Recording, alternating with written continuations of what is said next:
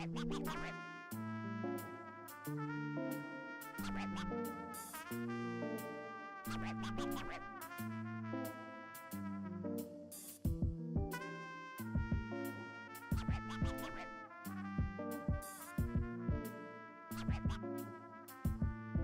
dónde está papi?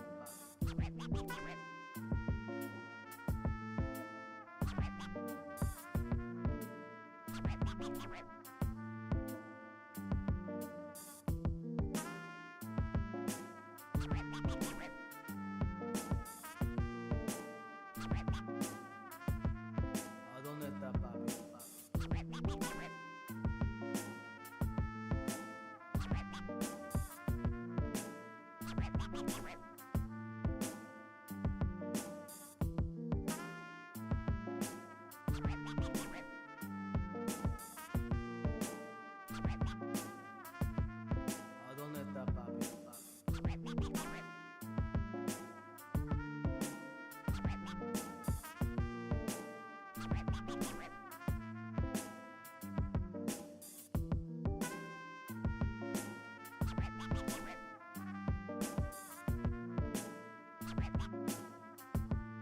¿A dónde está papi?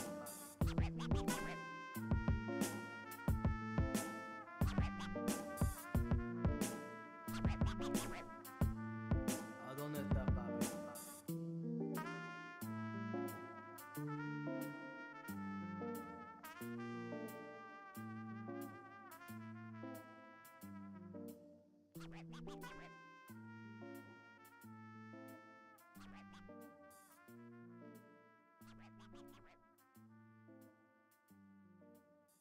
¿A dónde está papi?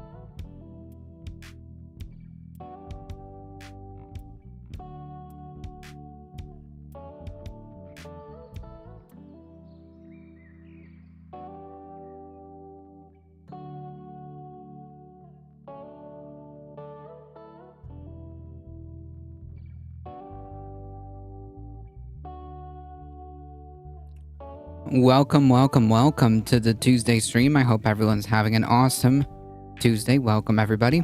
As you can see, we have Bakita the cat. Welcome, everybody. It's the Morton, Alio, Cosmic Seeking. How's it going? The woke potato banned me? Really? You went to woke potatoes chat? Is that like an actual streamer? I didn't know. Thank you, Michael Hasser. Welcome. Meow meow indeed. I guess she's gonna hang out with us again today. That's two cat days in a row. CNN reporters discovered that Kid Rock's... Hey, come here. Nope. Hold on, folks. Come on, Paquita. Come on. Come on.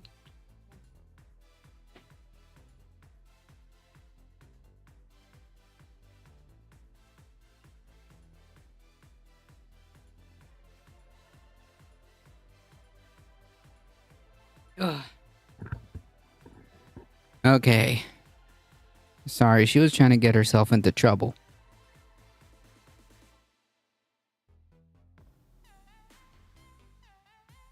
She was trying to, she was trying to mess with my light.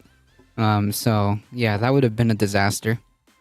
Oh, Woke Potato is a Twitch channel. Gotcha. I thought it was a joke. I thought it was a joke in the Beckett Spheres chat, but okay. Can't find a name I like. Tell me a difficult truth that'll make me cry. I don't know. A-Bond, how's it going? And that's the difficult truth. A difficult truth is that I don't know a difficult truth that will make you cry. Sorry.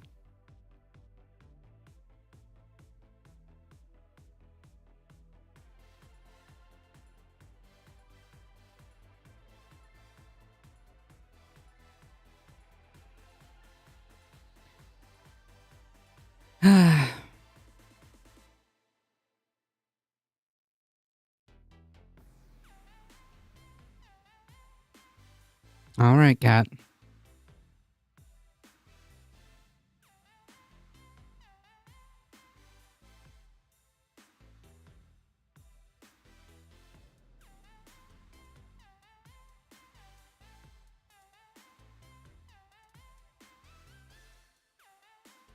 I am crying. There you go. We completed our mission.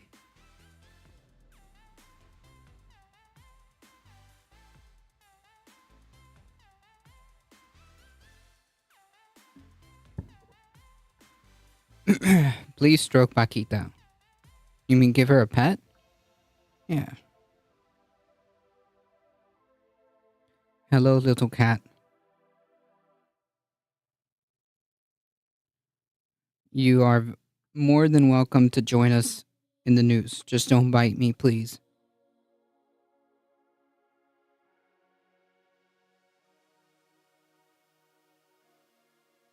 Phrasing. Alright, let's get some of this news stuff done, okay? After all, this is a news channel. Biden reports confronts pissed off generation of young voters who may be decisive in 2024 when pollster sees as a flashing red signs on youth turnout and as Gen Z and millennial voters who are not satisfied with either party could play a decisive role in the next election. Yeah, maybe Biden should do something about that. I don't know. Maybe Biden should actually try to do policy that would cater to the constituents.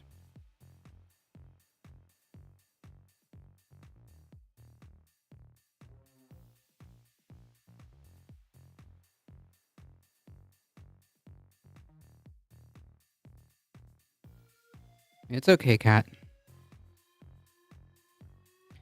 Ah.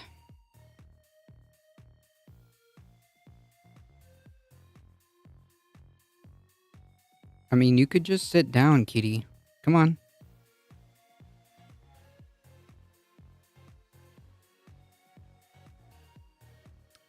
All right.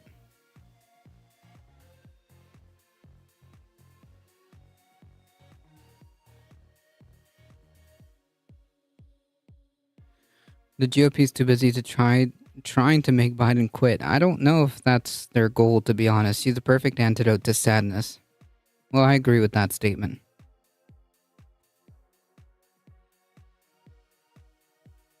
Okay, cat. You cannot sit on the company computer.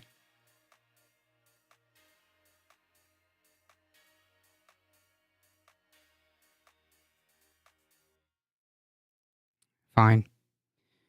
Making my way downtown. Welcome.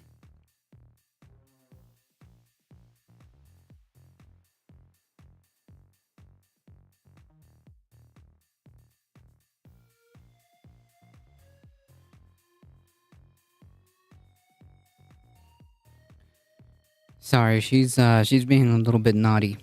What's the topic, or can I bring one up? It depends.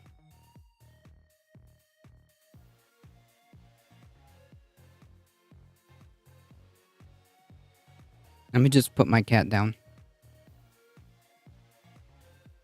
Okay. Alright, say goodbye, everybody. Say goodbye.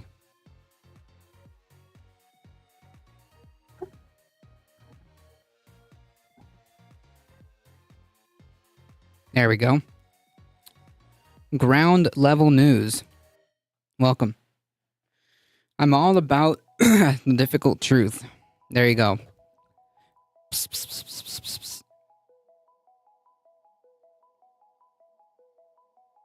psst. Okay.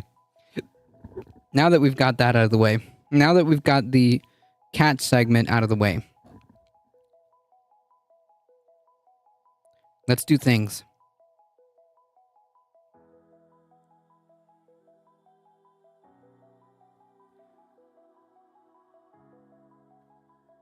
Yes, subscribe to the YouTube.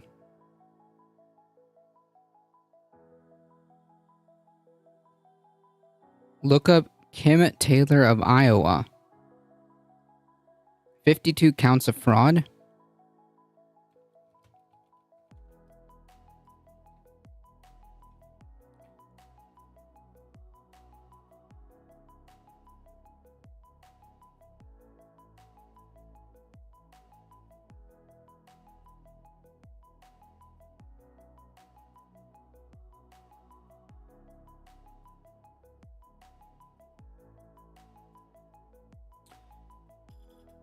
Her trial starts too. Oh, this is somebody who got caught because we have very robust systems to catch voter fraud.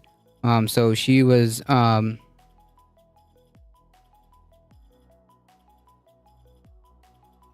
caught.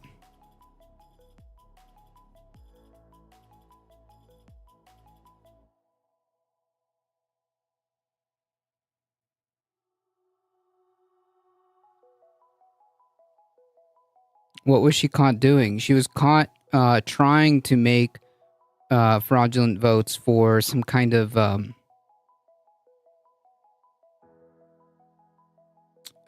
for county supervisor.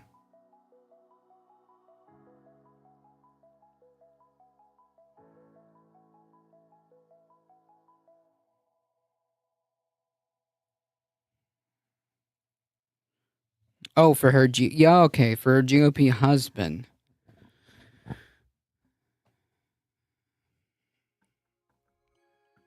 Multiple years. Is that like all of the 50 counts have been through multiple years? Wow. Yeah, apparently Republicans. Yeah, like, I mean, surprise, surprise. The people who are most loud about voter fraud are the ones that end up committing it to the degree that it exists. To the degree that it exists, yeah. Every accusation is just a confession. Just seems par for the course.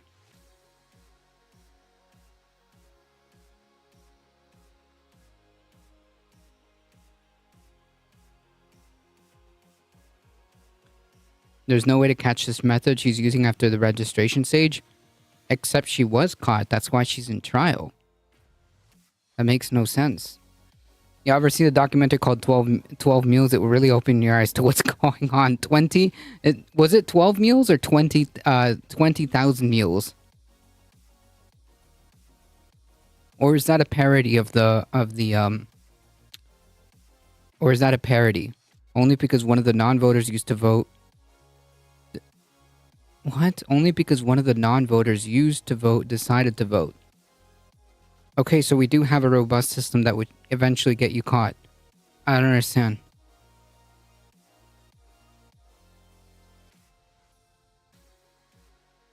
Anyways. Yeah, so eventually you will be caught if you're trying to do voter fraud and you will end up in jail. Yeah. I mean, yeah. Yeah, it seems like this is how it should work, right? You commit voter fraud and eventually get caught. Yeah. Why would a non-voter seek out if they got used to vote? What are you talking about? Who's waking up on election day that doesn't vote and says, I better make sure no one is using my identity to vote? Or somebody decided that they were going to vote this election? Like, you do realize the 2020 election was one of the most participation that we've had. The 2020 election was pretty unique in that sense. We don't have high participation rates of voting, but the 2020 election was an exception to that. So yeah, a lot of people that didn't otherwise vote went out and voted. I don't understand. So, like, what is the point of all this is my question. Like, yes, of course, it's very important that people who commit voter fraud get caught. And it's no surprise that the same people who keep talking about voter fraud are the ones committing it. Yes.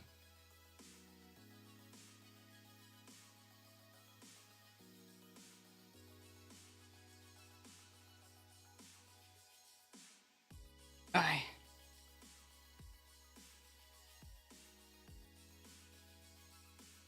Who's a good cat?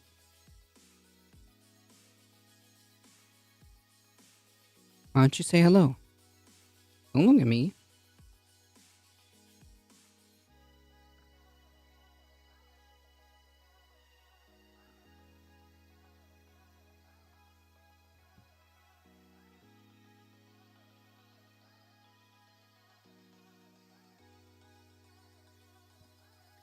We can agree that Americans generated voter fraud happens every election. It's not enough for mass not to rig.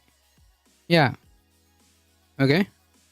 Yeah, I mean, it happens. It happens every election. It happens every 0.000. Like it's like it's a statistical like nothing. It's a statistical nothing. Um, to say that like there is enough of voter fraud to even think about the idea that it could overturn an election. But in the hands of a U.S. enemy, this could do that. No, it really can't. No, it really can't.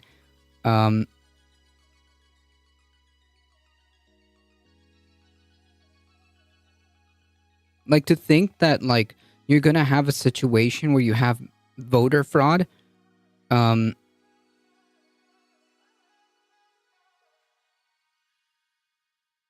it's sufficient enough to change an election outcome is ludicrous if you knew how our elections are run. They're so decentralized that you would have to be in every single state and have a coordinated effort to do something like this and not get caught, by the way.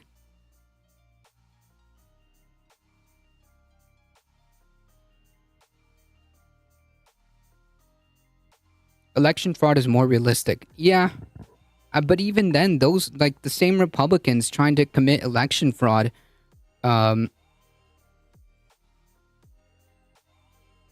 same, like, people, the same Republicans that are trying to commit election fraud, they get caught too.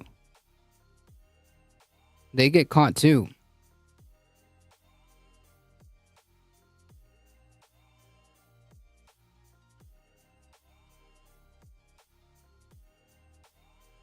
That's the Cold War propaganda. Other nations donate to the candidate they want. Yep.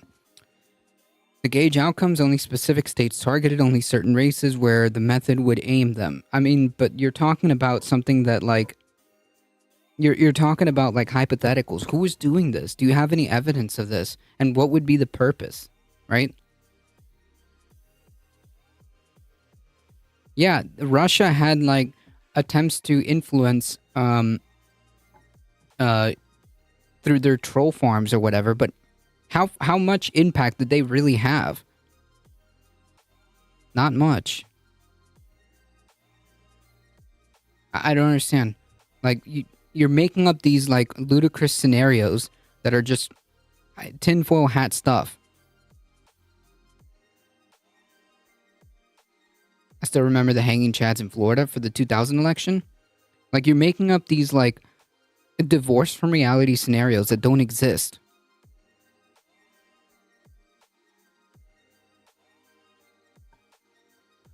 It convinces the majority it's the minority, so you accept the results. What are you talking about?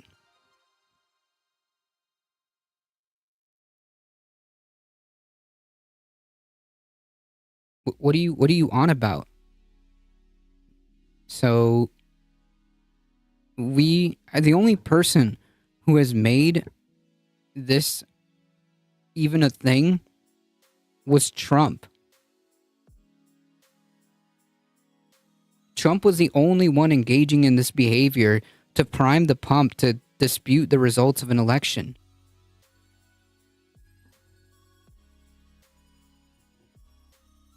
At no point have our election systems been compromised to the point where a foreign country can interfere with them. So this just seems like delusional, like tinfoil hat. He's not vindicated, he's implicated. He tried to frame others.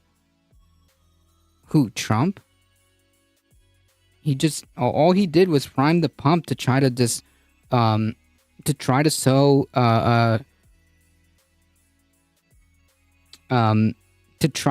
like division with the election results, but there was no evidence behind those disputes or those claims. He knows that. So the call is coming from inside the house, dude. What are you talking about? Anyways.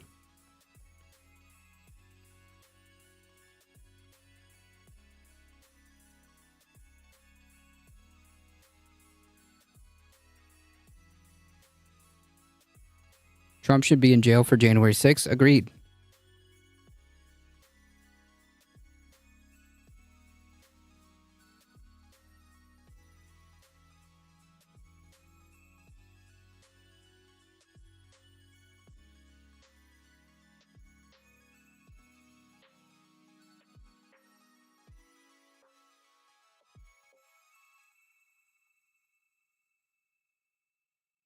Anyways, like, I understand, like, the severity of, like, obviously people getting caught trying to tamper with ballots and whatnot, and, like, the severity, like, even more so worrying the Republican Party's efforts to overturn the election results. That is massive. But this idea that this is going to be used for, this is going to be used by a foreign country is ludicrous. I don't understand what the point of this conversation is. Anywho, let's get started. Hello, cat. Yes. Let's do some memes first. You don't understand that Russia is aligned with Trump. Okay.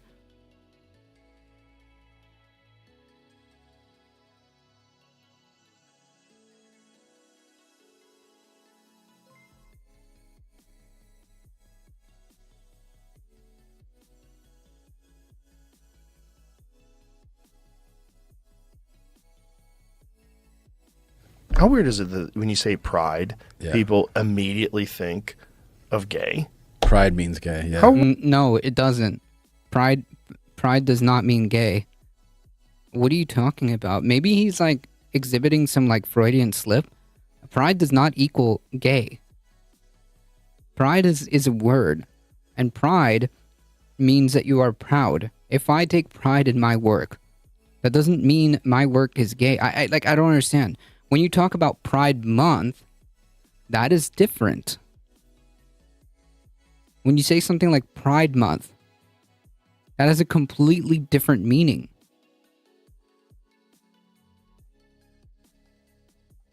Wild is that? Yeah. That they did that. Who's they? The only ones that are making discourse like this is you, my guy. Nobody's going around thinking like pride automatically means gay. Nobody thinks this way. Only these people do. Yeah, He's saying that's the first association that one would make. No, that's the first association that he makes. He's making that assumption.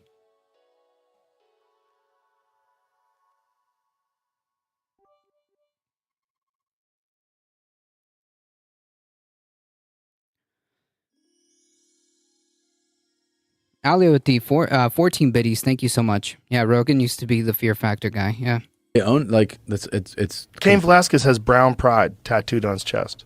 It doesn't mean gay.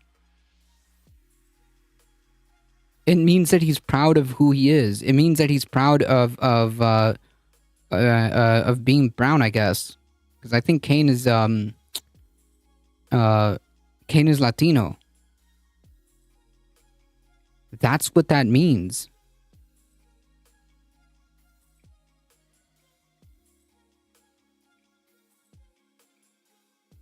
Yeah, Now people are like, what are you trying to say?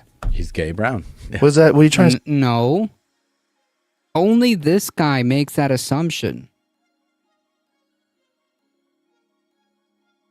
When you see, like, if you see the tattoo that says brown pride, you don't think that he's gay.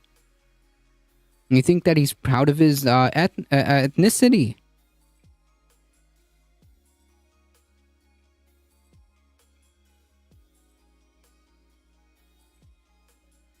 Say, you know, it used to be you were proud. Right. No. That's what the word means. Pride, proud. That's what word. Yes, that's what it means. Now it's gay. It definitely It's not. means Wild. queer. Yeah. Pride Month. Oh, Queer. yes, Pride Month in specific is referencing something else. Unbelievable how stupid this guy is. Month. Imagine you don't even have to say Gay Pride anymore. Yeah. You say Pride Month. How Yeah. insidious! They snuck it in. What are you talking about? Pride Month is pretty ubiquitous. Like everybody knows in a colloquial sense what you are talking about when you say Pride Month. Because Pride Month is specifically the month of June where LGBTQ are celebrated. Like that's the whole point of Pride Month. When you say gay pride, it just means that you're proud to be who you are. It means you're proud to be gay. Just like brown pride, according to this guy's story about this guy's tattoo, he's talking about being proud of his ethnicity. Saying that you have gay pride, you're just saying that you are proud of your sexuality. That's it. You're proud of being gay. That's it. That's all it means. Pride Month is a whole other thing. Hey, Princess Gigi, how's it going? Rogan and Co. are such idiots, true. So tell me, Joe, does everyone who has an American flag tattoo a white supremacist? Juggling word salad, or let's debate the U.S. culture war again.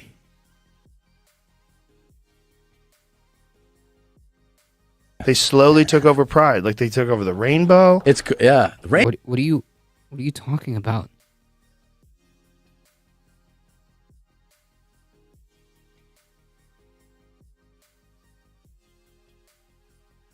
Jesus.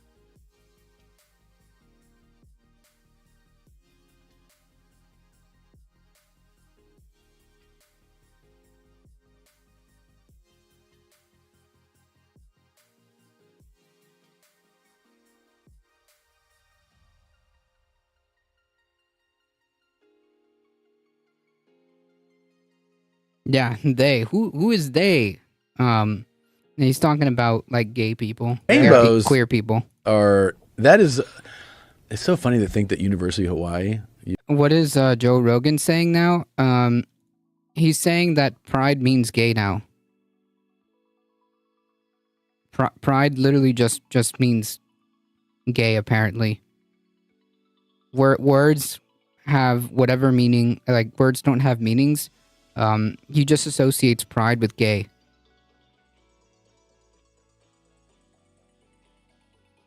Omni Twitch, Fear Factor reimagined.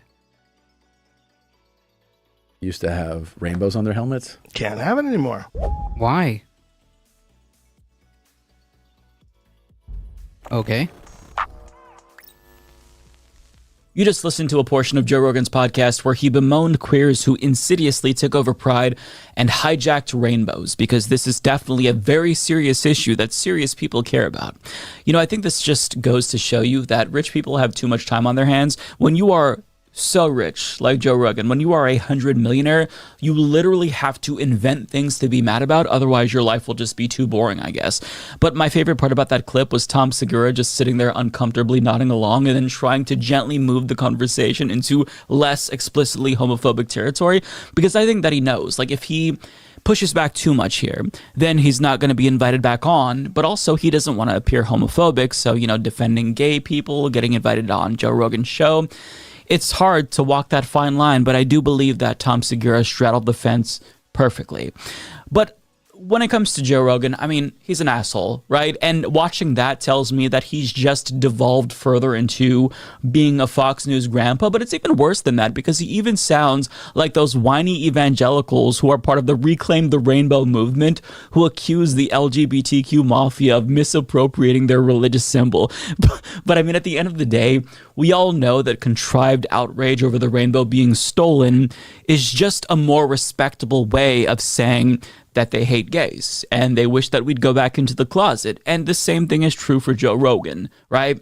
But we'll come back to that, because first I want to discuss how angry he is that gays took over the word pride. Now, you can argue that the word pride, it's become pretty synonymous with, you know, the fight for gay rights. I think that that's fair, sure. But there's also something known as context, and that changes depending on how you use particular words. Right. Like the same example that he put in the clip when he's talking about how somebody has like brown pride. They're talking about their ethnicity, dude. Goodbye, cat. Right? I feel like I shouldn't have to explain this to someone who is twice my age, but regardless, we're going to do it. But first, let's get back to basics. So the definition of pride is a feeling of deep pleasure or satisfaction derived from one's own achievements or consciousness of one's own dignity. Now, missing from the definition is gay. Now, I feel like it's useless to even go to the definition, because Joe Rogan is somebody who lacks common sense and basic reading comprehension. For example, he reacted to an MSNBC article about how the right and the red pill movement is fixated on health, and he just responded with something to the effect of, "What the fuck? Being healthy is far right now?" So we're not dealing with the brightest bulb, right? But the point is that pride is used in different contexts still. It's not just a gay word. I mean, I guess if you want to give the word to gays, then we'll take it. But I mean, it's still used in a variety of contexts. Like when somebody tells you to swallow your pride, they're not asking you to swallow a cock. They're asking you to check your ego. If somebody says that they're a proud black man, I don't automatically assume that they're coming out of the closet. Right. That's exactly it. That's exactly my argument. I mean, it just seems so obvious.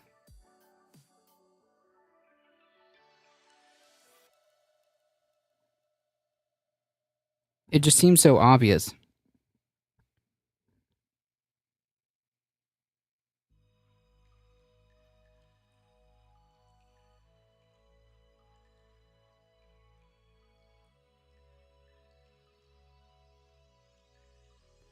Joe Rogan was insulting people about masking when Bill Barr told him he was full of BS. Bill Barr? Right. Something is coming. Ah!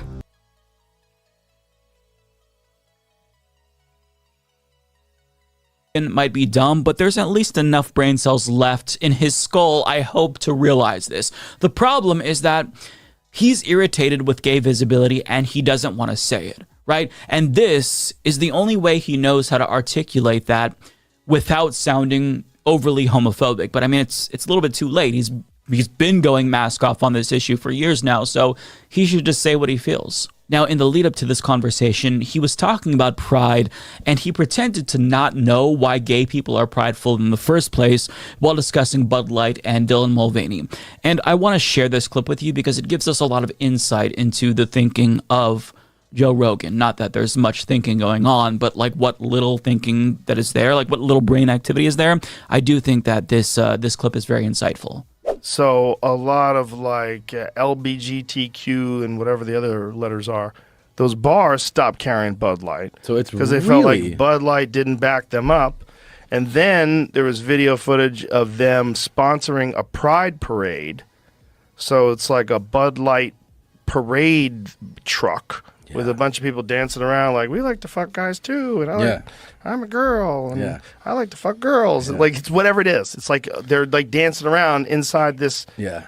So now they're advertising in front of the pride people, and so then the people are like, oh, they're fucking doubling down. It's like they can't win. No. That clip took me back. I mean, the limp wrist, that is some old school homophobia. I don't think that I remember seeing that since maybe middle school or elementary school. So that is quite the throwback there. But as you saw, he feigned ignorance about gay pride and suggested that it's just about people boasting about who they like to fuck. But it's a little bit more complicated, right? It's a little bit more nuanced than that, as the kids would say. Unless you are asexual or agender, then you have a sexual orientation and a gender identity. Yes, cis people have gender identities too. But if you're cis and straight, the difference is that you're not shamed because of it, right? You're not shamed for just being who you are. Gay people and trans people, however, they have been historically discriminated against and shamed because of who they love and who they are. So pride isn't just about, hey, everyone, look at me. I like to fuck the same sex, or I like to be the opposite gender. It's about being comfortable in your own skin and being confident enough to be who you are. And having pride in yourself and pride in who you are. Yes, that's exactly it. That's it. That's literally it. Despite society desperately trying to force you back into the closet. But let's revisit what I said earlier about Joe Rogan hiding the ball. So in a different podcast episode with Theo Vaughn, he bitches about Target's pride displays, and I want to show you what he said about this, because also very insightful about what he's thinking. Target lost billions of dollars because they tried to have this pride selection. Oh yeah, gay mannequins. Yeah, they had all these like pride children's shirts and gay children. Yeah, and then obviously the Bud Light thing with Dylan Mulvaney. They've lost $20+ billion. You imagine? Wait, what does Bud Light have to do with Target? These are two separate companies. You're just gonna send a fucking can to some confused person that day 365 of womanhood, and you send that person a fucking can with their face on, and your company loses $20 billion. That is wild, man.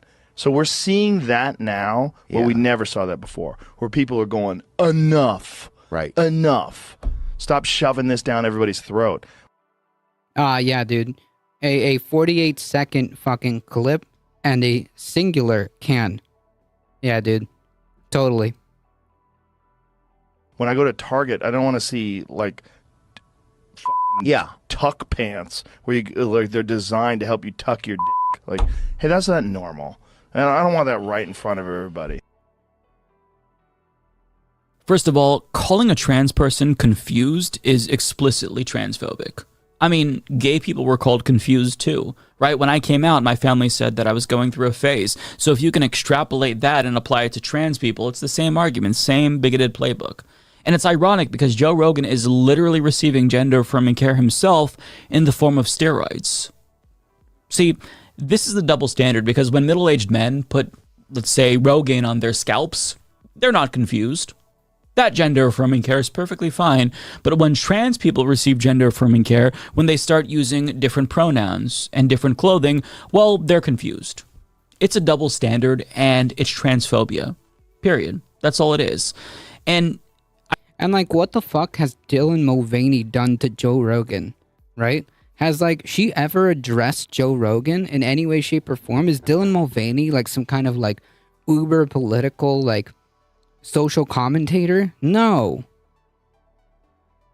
She's just like a TikTok influencer. That's all. Like she's just like a TikToker. It's obvious he has no gay friends, so other than monetary gain, his comments are not relevant as far as I'm concerned, but this is extremely damaging to society, not just allies. Yep. Another thing that Wiley's Jr. and the pundits in the quote, shoving it down your throat full of fear. Yeah, it's all fear. It's all fear that's being reinforced or driven by hate. I think that what bothers him is that you can tell that they're not confused. Trans people, especially Dylan Mulvaney, who he's talking about, seem pretty confident with who they are, right? You just don't want them to be comfortable and happy. You don't like that. It makes you unhappy. But the main point is that he feels like all of this LGBTQ plus stuff is being shoved down his throat, and he doesn't want to see it. He doesn't want to see tuck-friendly swimsuits, for example, at the stores. And Theo Von, his guest, went along with it. And every single Joe Rogan guest should feel deeply insulted by that invite, because understand that he is bringing you on specifically because he knows that you're a beta cuck and you're never going to disagree with anything that he says or push back too hard. So if I got an invite from Joe Rogan, if I were Theo Von, I'd take that as an insult. It's the same as, oh, are you calling me stupid? Because that's effectively what it is. But I mean, that clip, it demonstrates what I mean when I say that Joe Rogan is hiding the ball. He is homophobic, he is transphobic, but he doesn't want to say it. When you're to the point where LGBTQ plus visibility triggers you and you have to say, oh my God, I don't want to see it. I mean, you're like one step away from just saying the quiet part loud that you hate. Why don't you have a successful political movement like Nick Fuentes? Nick Fuentes? How successful has he been, quite frankly? I don't like her because she's trans. I don't like her because she's cringe. We are not the same. Yeah, but like, is she though?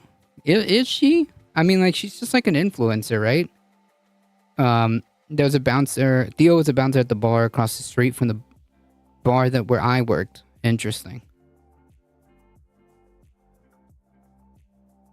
Hate them and you want them to go back into the closet. I mean, imagine how silly it would sound if gay people or trans people said the same thing. Like, imagine if a trans person was like, I am so sick and tired of seeing cis people in every single movie. Imagine if I said, I'm so sick of all these straight sex scenes that I see in every single TV show. Yesterday, I saw a straight couple hold hands. Why are they trying to shove it down my throats? Like, imagine how stupid it would sound if I said something like that. But you see, I don't say something like that. One, because I'm an adult, and two, because I don't actually hate straight people and cis people. I'm not bothered by their existence. There's no visceral reaction when I see a straight couple kissing. It doesn't turn me on, but it's not like I'm like, oh my God, ew, because that's some baby shit. Joe Rogan, however, you know, he's just too much of a pussy, or should we call him a bonus hole, to say what he really thinks. He hates us. He hates queer people. And yes, hey, dear, content might be some of the cringiest content I've seen. I'm actually mad that conservatives brought her into the light and made me watch it.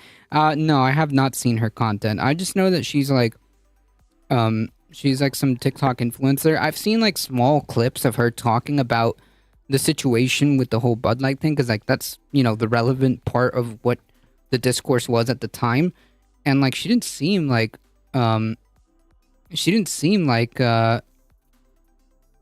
that she wasn't like doing anything wrong or anything like that. She was just existing, and Bud Light gave her a 48-second sponsorship. Like, I don't understand. That's it. Like, it's literally that simple. Bud Light gave her a 48-second like sponsorship, and these people lost their shit over it. But he doesn't want to say it. But Joe, we know what you're thinking. So just say it with your full chest. Don't be a fucking pussy. Just say you hate gay people, say you hate trans people, and say you want them all to go away. Just say it, you fucking bonus hole. We know that he's thinking it, but he just won't say it. I mean, I, for one, I'm so sick and tired of seeing Joe Rogan everywhere. Every time I log onto Twitter, there's another Joe Rogan clip. Every time I'm on Spotify, there's Joe Rogan's podcast right there. But I'm not going to beat around the bush and just complain about how much Joe Rogan I see. I'm going to come out and just say I fucking hate Joe Rogan, because I do, and even if I don't say that, it's evident that my feelings are that, even if I don't explicitly say it. But Joe Rogan won't say the same thing about queer people, because he's a coward. If every single word that you speak about queer people oozes with disdain and hate and spite, I think it is patronizing to just pretend that you're totally cool with the queers when it's obvious that you hate us. You've made your feelings known a long time ago, right? You went mask off years ago. It was one can for her too, and it was for her Instagram. Right. It was just like one Instagram sponsorship for one fucking can, like a commemorative can, and like we had a whole freaking like discourse about this. But I mean, I should be clear. I don't think that this is some sort of a calculation. I don't think that Joe Rogan is making this savvy choice to like use coded words to be homophobic because he's stupid, right? I think that he actually does think that he is an ally to gay people, and maybe he doesn't feel in his heart that he hates them, even if he's very deeply bothered by their existence. But I think that he believes that just supporting basic civil rights, like marriage equality, for example, that's sufficient to make him an ally. Like, I actually think he's stupid enough to believe this.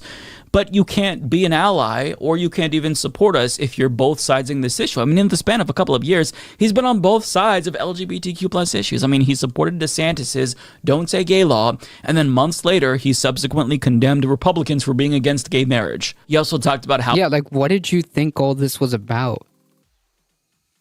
Like, what did you think that all this was about? You think that Republicans were going to stop at just like...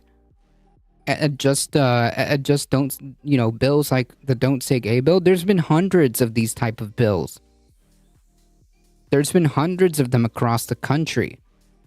How Republicans should leave gay people alone, but yet you're supporting their crusade against gay people. He also drank Bud Light following the hysteria over Dylan Mulvaney, but then attacked Dylan Mulvaney because she's confused, according to him. I mean, it's this Weasley way of giving... And like, that's kind of messed up too. Like, Bud Light and Dylan did nothing wrong. They're just trying to break into a new market, and Dylan was just trying to get that clout assist influence and businesses doing what they do. Yourself plausible deniability, so that way when somebody accuses you of being homophobic or transphobic, you can simply point to the times when you weren't as evidence that you're not. But I mean, there's really no both sides in these types of civil rights issues. Regardless if it's explicit or implicit or overt or implied, bigotry is still bigotry. And he can try to hide the ball and cloak his disdain for queer people in disingenuous language and disingenuous rants about Target. But at the end of the day, we all know where he stands. He is complicit in spreading anti-LGBTQ plus bigotry, and any guest who just comes on that show and nervously sits there while he's explicitly condemning the queer community, throwing an entire community under a bus, if you don't call it out, you're complicit. And Tom Segura and Theo Von, they were complicit there. So either way, Joe Rogan is a moron, and he's also a coward. True. All right, shifting gears to like more serious stuff. I think there's an underlying envy too. Seems like people react in such a negative way when someone in a marginalized community does well. Right, like her. Oh wait, no, I got one more clip. I'm sorry. The Alex Jones that hadn't had a couple of tequilas, the Alex Jones that hadn't had a couple of tequilas, the Alex Jones that hadn't had a half bottle of wine might just beat the hell out of you if you cross him wrong. The Alex Jones that's alive, that's got so much juice, just like you've got that juice, has to suppress himself. I'm a guy that takes depressants, not pills, alcohol, because I can't handle the truth. And I know that's the issue. Oh boy. Is that a lot to unpack there? My dude needs to go to a fucking therapist. We're 23 seconds in. This dude needs a fucking therapist. I can't handle how alive I am right now in the fight against these tyrants. And how hard I'm going to push to go after them because I'm so full of life and so full of resistance to these murdering pedophiles that want to get in the way of God's plan. He's talking about queer people. And let me tell you... So, like... Yeah. This is about, like, as stochastic terrorism as it gets.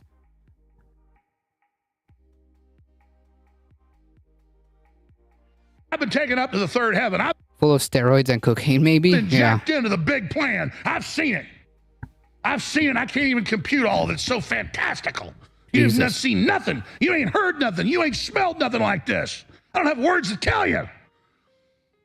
But I tell you, anybody tries to get in the way of the incredible plan the big guys got for us has got me pissed, and I'm just begging to stay on the team, man. Just put me in the game, coach. Whatever you say, coach. I know I'm weak. I know I'm pathetic. Man, you're amazing. I'm so lucky you made me. What do I do, boss? What do I do? I'm like, Oh boy. Yeah, we're dealing with a lot of underpinning issues here in here. Oh boy. All right. the hunting dog, man. Just take me out of the house. Just turn me on them. Just tell me what I got to do. Tell me how I serve you. Tell me what I can do for you right now. Not a cult, by the way. Woo! God, can I actually just ask God right now to stop this right now? I mean, I'm in ecstasy right now. I am in literal Holy Ghost ecstasy, drunk in the spirit right now, and I'm like, I can't even do the show. And Alex Jones supplements, but I thought Alex Jones was sued. Yeah. I'm pretty sure he still has to pay that money one way or another. But he's allowed to have his show. To the degree that it even exists.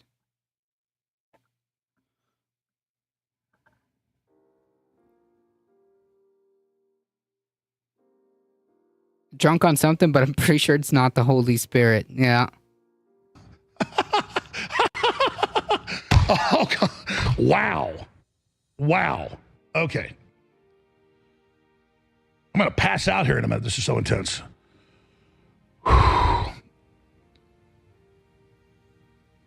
Maybe they're going to kill me in a couple days or something. I don't know. This is like... What? What? Who's they? Maybe God's just getting so close to me. Something bad's about to happen. I don't even care anymore. But I'm like, maybe there's about to be a nuclear war, folks. I feel so close to God right now. I'm actually worried. I think you can all feel it too. Like, this is really bad, folks. Like, God's real and it's okay. Okie dokie. And the libs are crazy. Yeah. Says the GOP. Yeah.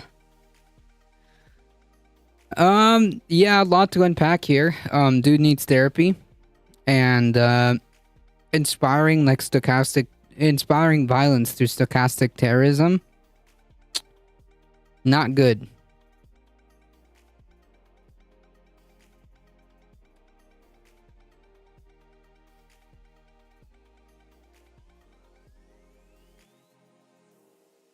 Not good at all.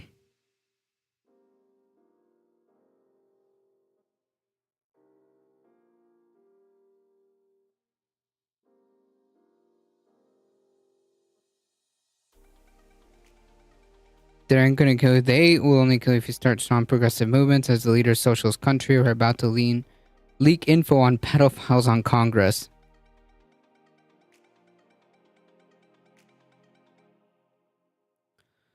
Alex Jones just forcibly channels the anxiety, fears, and euphoria of all his followers into something they apparently want to watch. It's epically sad. It's epically sad, but on top of that, it's super disturbing. It's super disturbing and super worrying, because like the people that do listen to him, and there are a lot of people, quotation marks, that do, enough people that do not only listen to him but follow him. Very disturbing.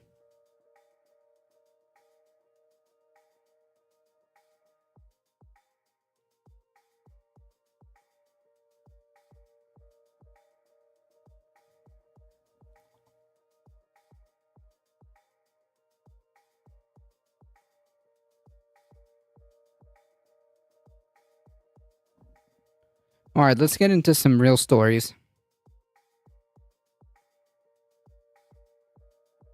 Fuck Joe Rogan and fuck Alex Jones. A new investigation by the New York Times has found that Clarence Thomas, Justice on the Supreme Court of the United States, is somehow even more corrupt than we had already learned in just the last few months. Because it turns out that Clarence Thomas has been receiving gifts from Republican millionaires and billionaires for literal decades, going all the way back to when he first got on the Supreme Court in 1991. But this investigation actually went further back. Because it wasn't just in 1991 when Clarence Thomas got on the bench that he started getting these gifts. That just happens to be the year that he was brought into the Horatio Alger Association of Distinguished Americans. Big fancy name for a group that is effectively nothing more than a bunch of wealthy Republicans who like to buy influence in Washington, D.C. That's what that group is. A group that has largely operated in the shadows, a group that most people have never even heard of. But it's a big club, and you ain't in it, and this group has a lot of money and a lot of influence. And according to this investigation from the New York Times, those wealthy Republicans, as part of that group, began showering Clarence Thomas with gifts and trips. But as I said, it didn't just start in 1991. That's just when he joined that organization. Because according to the report, back in the 1980s, Clarence Thomas, while then just a federal judge, had wealthy Republicans pay for a trip for him and his girlfriend to go to the Bahamas. A few years later, one of his wealthy friends actually paid for his wedding to his wife, Ginny Thomas.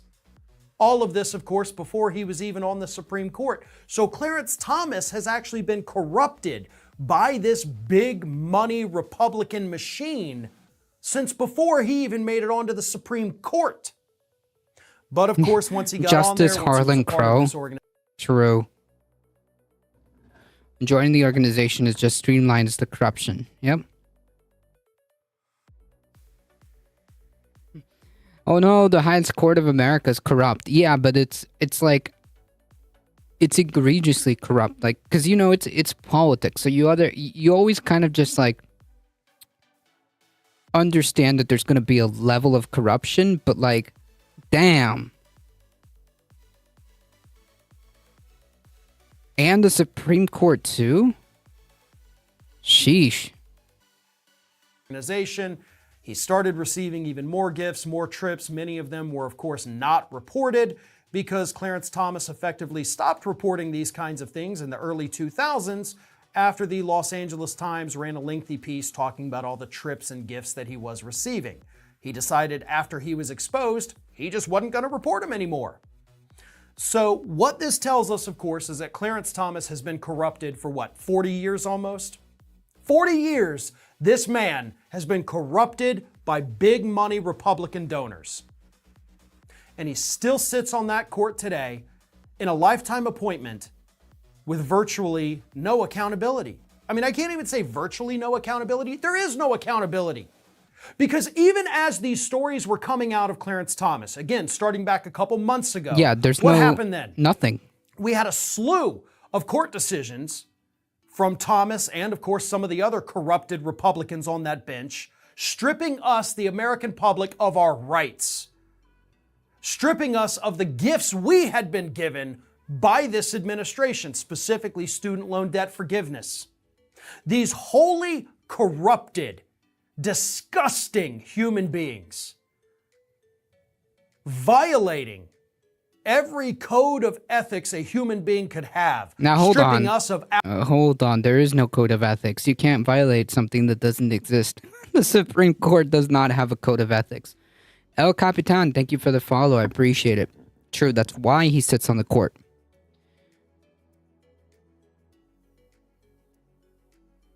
Hello from Portugal. Anyone paying attention realized this was it was like this and going in this direction. Social media and social changes made it public. No one cares anymore. That's true. There's a lot of apathy. Everyone knows what's going on, but since we have iPhones and Marvel movies and need to get to work, so no one does anything about it. Or rather, no one can do anything about it. Our rights. And there is nothing we can do about it. Now, we have had Democratic lawmakers in both the House and the Senate. They've come out, they have called out Chief Justice John Roberts, saying, come and talk to us. We want to have hearings. We want to find out what the hell is going on at that Supreme Court. But in the House, it's not going to go anywhere because you got Republicans running the show. And in the Senate, well, we've had calls, but that's it. This cannot continue. The entire Supreme Court must be dismantled. And I know in order to do that, we have to, amend the Constitution. And I know it'll never happen, okay? I'm not living in this optimist fantasy. Yeah, I mean, like, obviously, like, all this corruption, like, would, I mean, like, in a normal, just, rational scenario, would immediately trigger, like, impeachment. Would immediately trigger, like, impeachment hearings, right? In a normal, like, scenario. Are in the U.S. people that annoyed with the police? Yeah, police sentiment, I think, is pretty, not great. And there's a reason for that.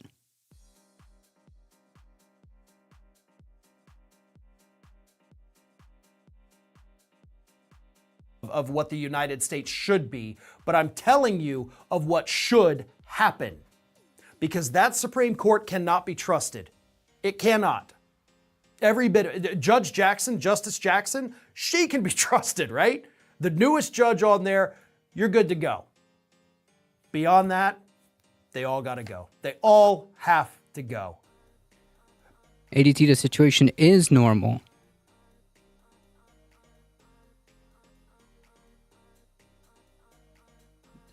No, this is not normal. Are you meaning like this is how the system is intended to work? Is that what you're saying?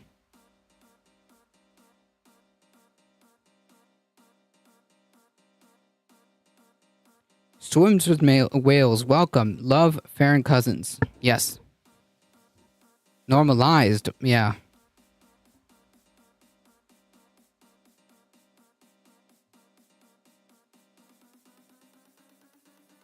Why does Posada Bot keep eating itself?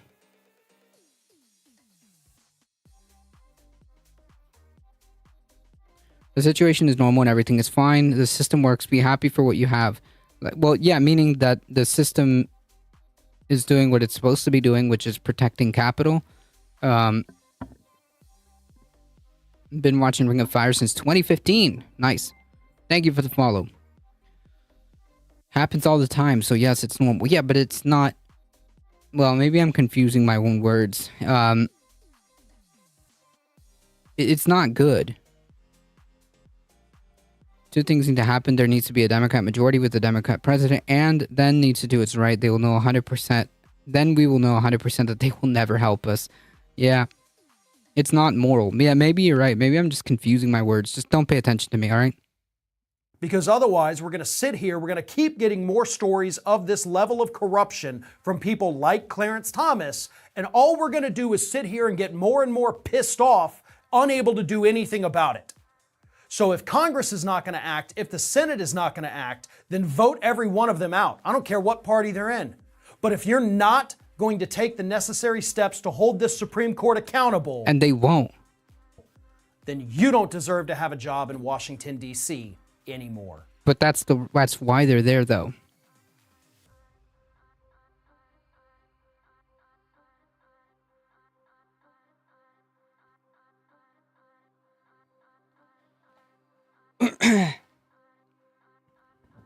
All right, so let's do a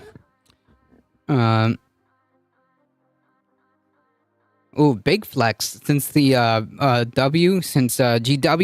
GW W.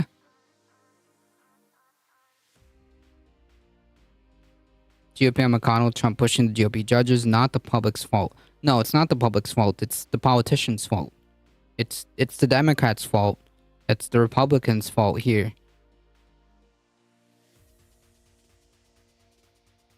Trump wants classified document trial delayed until after the election.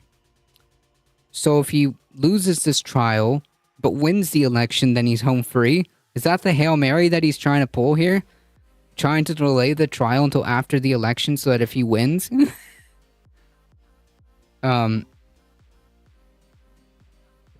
so that if he wins, he kind of like gets off scot-free.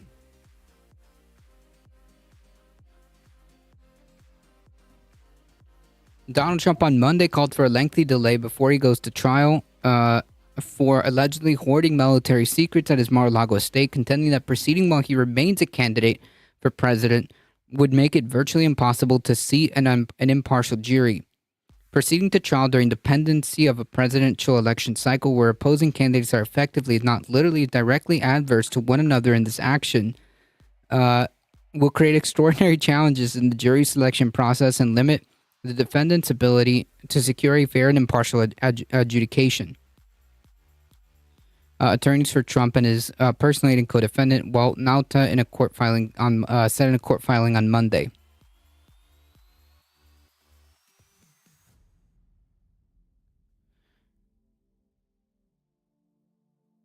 Because Trump and his constant campaign is holy. Yeah, I mean, I think the dude is just trying to push. Is just gonna try to push it until he goes to the election and hopefully wins, or if not, like decry about how all of the system is just designed to take him down, and maybe spark another insurrection. Trump's eagerness to push off a trial sets up the first significant test in the unprecedented ultra-high-profile case for the district court. Judge Eileen Cannon, who's already weighing the special counsel Jack Smith push for a December 2023 trial, one his team says is strongly in the public interest to begin as soon as possible. Like Swiss cheese. Welcome, bipedal meatbag.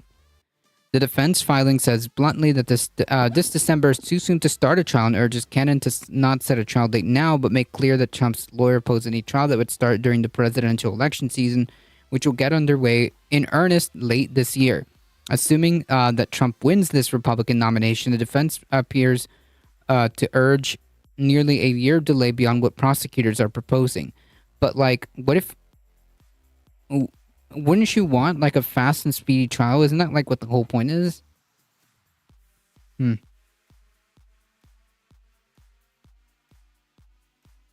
tactics is in keeping with Trump's typical legal strategy to drag out matters he's facing as long as possible, hoping the legal landscape changes. But this time it's an effort to stave off a criminal trial that could result in lengthy prison sentence if he's convicted. The first ever prosecution of a former president.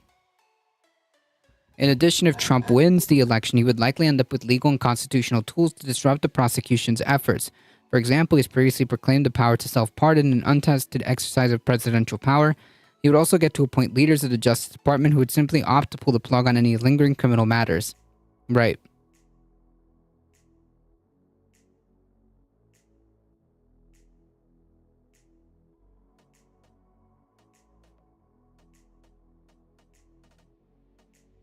No, I think these are two different things. Or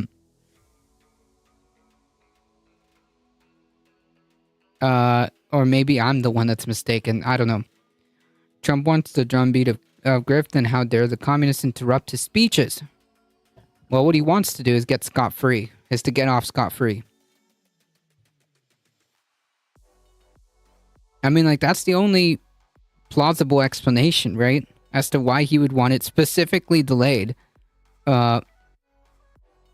Specifically delayed until after the until after the election.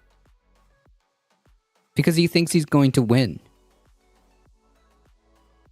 He thinks he's going to win the election.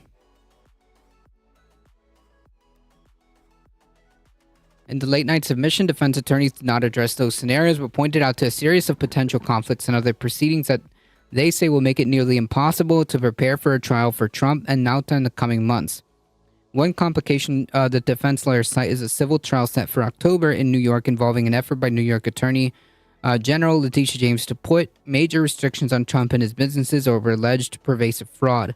Another is a criminal trial set for Trump in March of 2024 on state charges related to the payments of Stormy Daniels before the 2016 presidential election. Man, this dude is cooked all kinds of ways.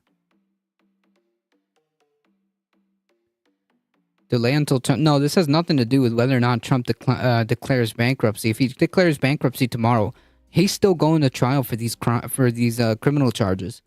That has nothing to do with bankruptcy. Nauta's attorney, Stanley Woodard, said has 4 criminal trials scheduled prior to December, including one he's trying this week, 2 of which involve defendants charged with violence against police officers on January 6th. Another for former Trump aide Peter Navarro, who's charged with defying a congressional subpoena. Oh, man, these people. There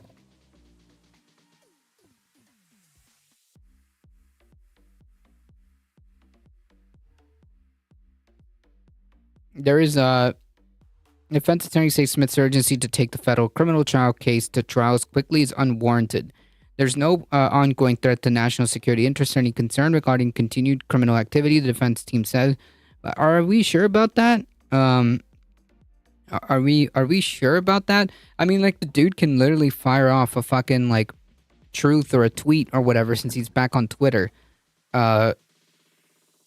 Absolutely, there is a national security concern.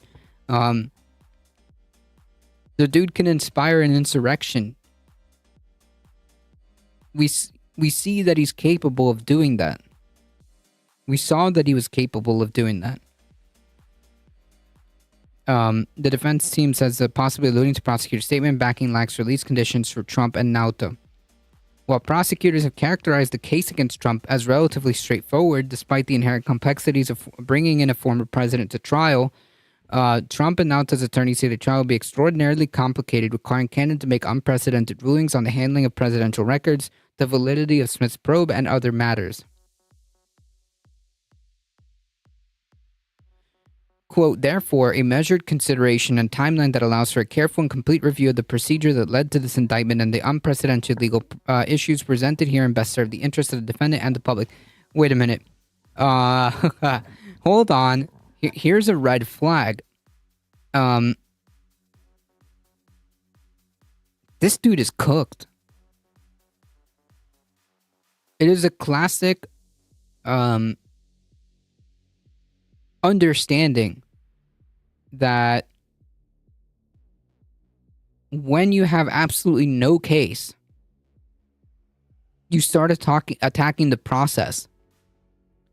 You start trying to get cases dismissed based on, like, technicalities of procedure or process.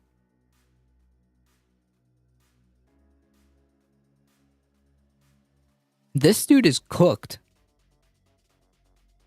As long as the prosecution plays the cards correctly and doesn't allow for some bullshit technicality, this guy is cooked. Yep, I did that once. Yeah, when you have absolutely no other defense, you don't have an argument, essentially, you start attacking the process. Or the procedure, I should say. The dude's fucking cooked.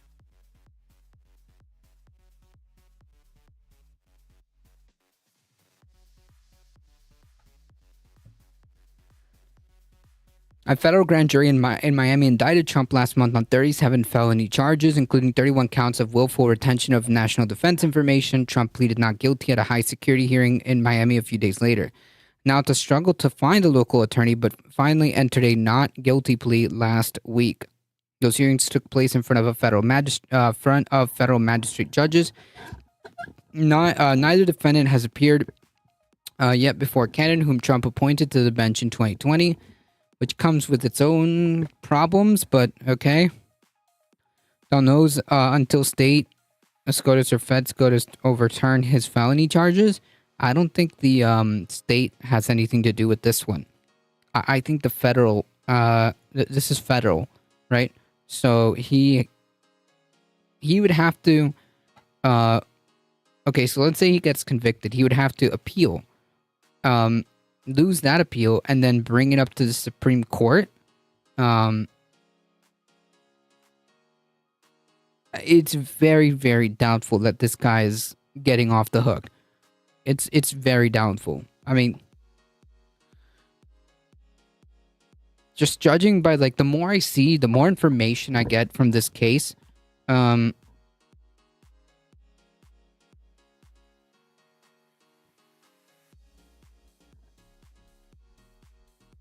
more I see details of this case, you know, as this story comes together, which we've been following for quite a while, the more I am of the opinion, or at least starting to move of the in that side of the camp of like the guy's screwed. I mean, like on a surface level, the guy's screwed.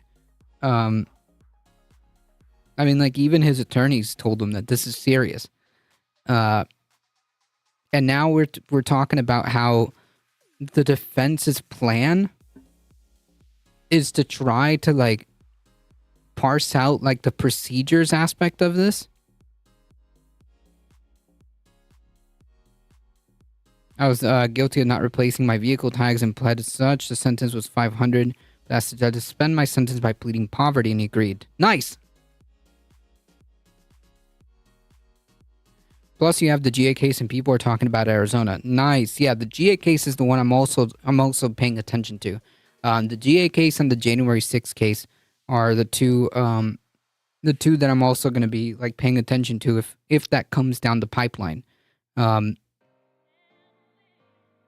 yeah, as we get more information comes out of this story, like the dude's cooked. The defense submission urging the judge not to set a trial date came after jockeying earlier in the day between Smith's team and lawyers for Nauta over the timing of the first substantive hearing in the case. Cannon earlier set a hearing for Friday to discuss issues related to the handling of classified information as part of a future trial. But Woodard sought a delay of that hearing due to his trial week in Washington. During his trial this week in Washington, the filing around midday Monday, prosecutors from Smith's team vigorously objected to any delay. However, by evening, that dispute was on its way to being resolved. On Tuesday morning, Cannon approved the request to hold the hearing on the afternoon of Tuesday, July 18th. So next week, in her Fort Pierce, Florida courtroom. So that is July 18th, next Tuesday.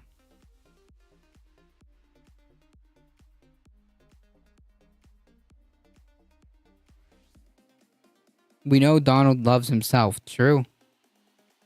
Oh, by the way, folks, before I forget, tomorrow, there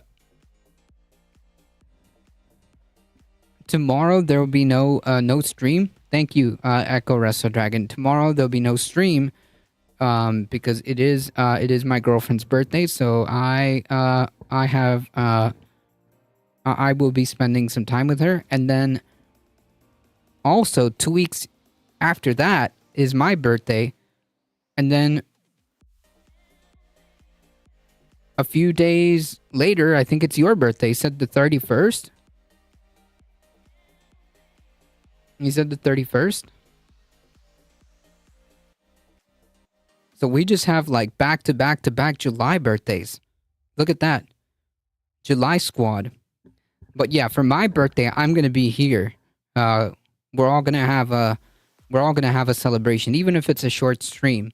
We're all gonna take part. But yeah, tomorrow I will not be here on stream. My birthday is this month. Oh, you too? What? Another July? There we go. Well, happy birthday.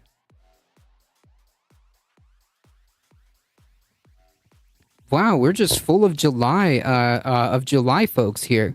Nice. Nice. This is now the July stream.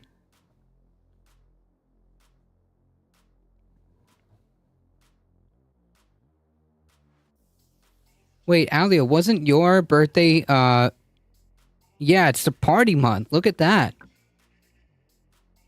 Wasn't your birthday just recently? I'm pretty sure. Wasn't it like last week? No, it was like a week and a half ago, wasn't it?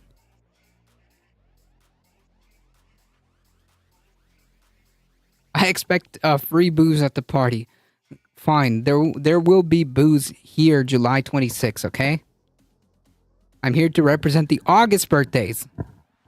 Jeez. So like right after are we just gonna have like 2 months of straight up partying?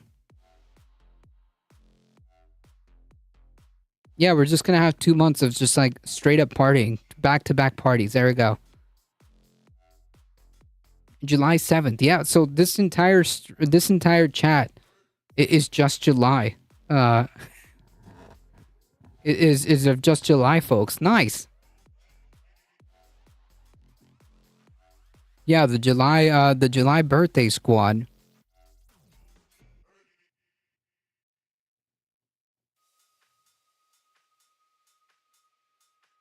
I kind of claimed the beginning of August since it's July 31st. There you go. So as we move from the July bash, we move seamlessly. We move seamlessly into the August birthday bash, to the August month. Wouldn't that mean that all of your parents got frisky around Halloween? I guess. Is that 9 months? Yeah, it is, right?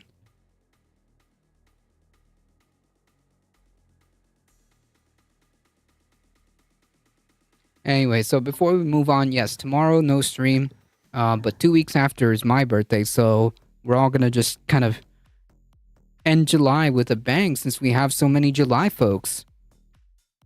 Wow.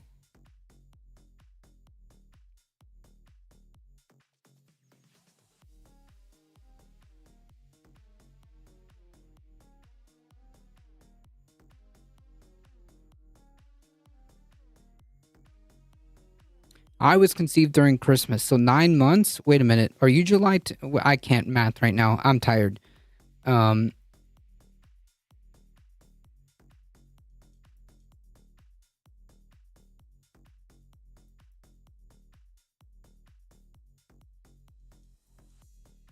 So you would be August or September. Oh, September. Gotcha.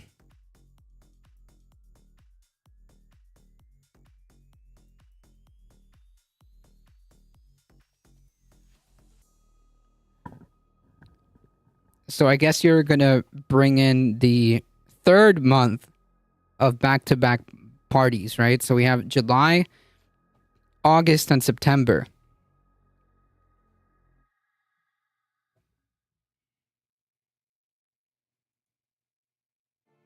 I don't think I can party for 3 months straight, okay? I'm in September too? Oh, good lord. It is gonna be a 3-month bash. Oh boy.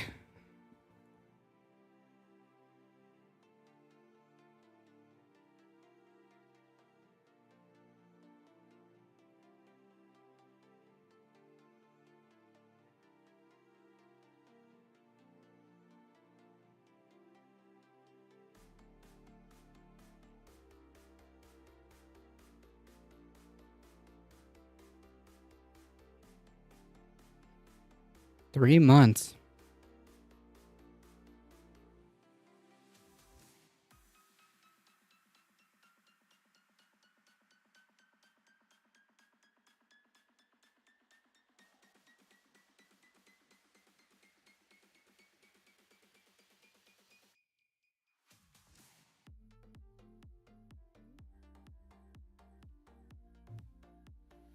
All right, folks.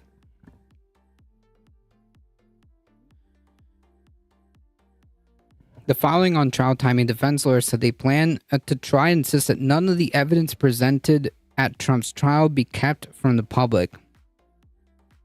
The defense believed there should be simply no secret evidence nor any facts concealed from public view relative to the prosecution of a leading presidential candidate by his political opponent.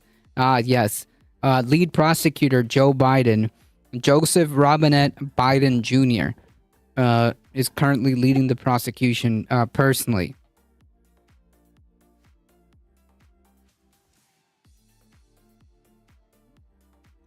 I love that mental exercise, determining when your parents conceived you by estimating your birthday. Oh, man.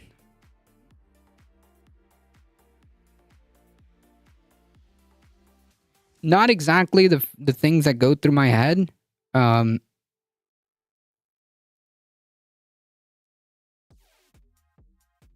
fun is also not the word that I would use.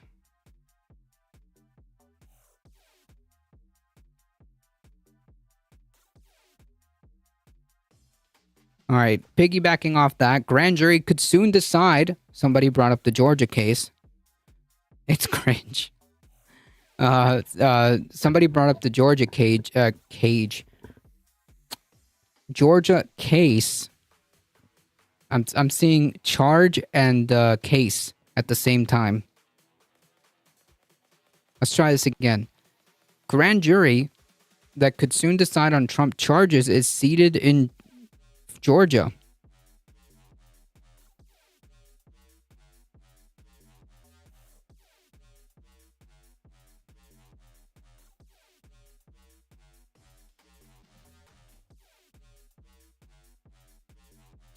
Oh, well, there's actually an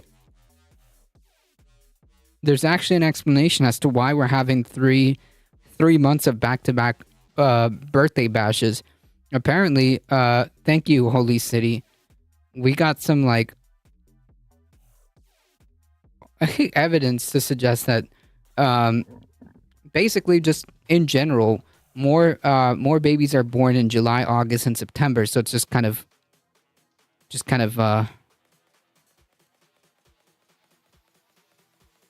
where it is.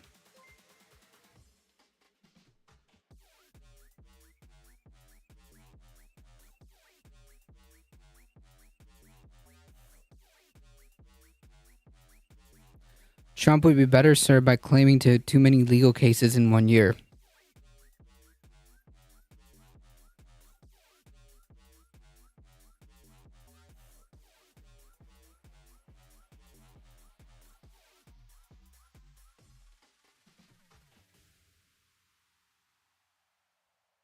And the two types of GJs?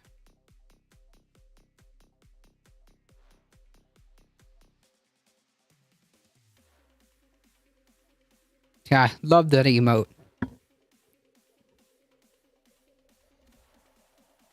Alright, so apparently there is some substance.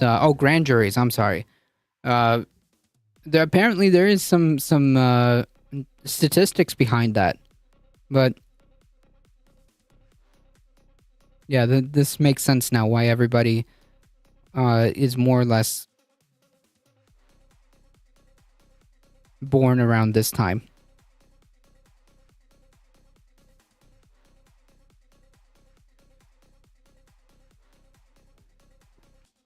Grand juries that were seated in Atlanta on Tuesday today could soon decide whether to charge former President Trump and his allies over their efforts to overturn the 2020 election. This is the case, folks. So we might see a decision on this soon. The criminal investigation into potential election interference began 2.5 years earlier, shortly after a recording leaked of a phone call in which Trump asked Georgia Secretary of State Brad Raffensperger to, quote, find enough votes to overturn Biden's victory in the Peach State. Fulton County District Attorney... I don't want to see Peterson. Fulton County District Attorney Patty Willis, the prosecutors led the probe, said she will announce her charging decisions this summer within the period starting Tuesday and ending September 1st. Willis further indicated that indictments would come in August. In a letter to court officials, she asked the trials and in-person hearings not to be scheduled between July 31st and August 18th. 2 grand juries impaneled on Tuesday in Fulton County Superior Court will sit for a 2-month term. Judge Robert McBurney presided over the selection process. Willis could use either or both of the grand juries to seek charges in her criminal probe, NBC reported. If she does, the grand jury members will have to vote to return indictments. Each panel is made up of 23 people and 3 alternates. The first includes an even split of men and women, while the second comprises of 14 men and 12 women. Each grand jury will meet twice a week throughout the term to hear numerous cases and decide whether to return a true bill of indictment or issue no bill and drop this case. Woods had previously presented evidence in the election probe to a special grand jury that sat for 7 months and ultimately recommended charging multiple people with crimes. The 4 women of the panel told the New York Times that it's not rocket science who those people are. The special grand jury did not have the power to indict, but Willis is not required to follow its recommendations. Following his loss to Biden, Trump and his allies spent weeks working to reverse the results in key swing states, including Georgia, that had voted for the Democratic nominee. Among those efforts were bids by Republicans to submit certificates falsely declaring that Trump had won their state's electoral votes, which again is wild that this is not like the biggest part of the story. I mean, this should be shouted from the rooftops consistently. The Republican Party coordinated this in several states.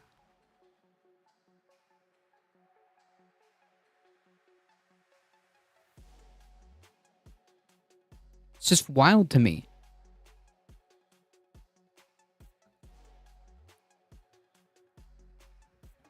Willis, in a court filing in May, revealed that at least 8 of Georgia's fake electors have been granted immunity in her probe.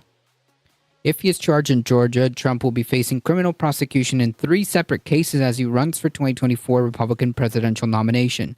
Since launching his latest White House bid, Trump has been charged in Manhattan with falsifying business records and was hit with federal charges over his alleged mishandling of classified documents.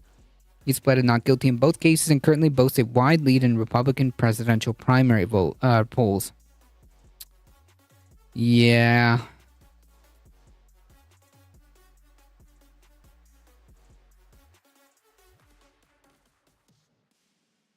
So I'm pretty sure in a couple of months we'll know exactly what's going on. All right, let's have some fun. Let's do a good meme story. GOP grifters drain Arizona Republican Party to near bankruptcy. That's right. The Arizona Republican Party is clinging to one-vote majorities in the state House and Senate and only has $50,000 remaining in the bank account.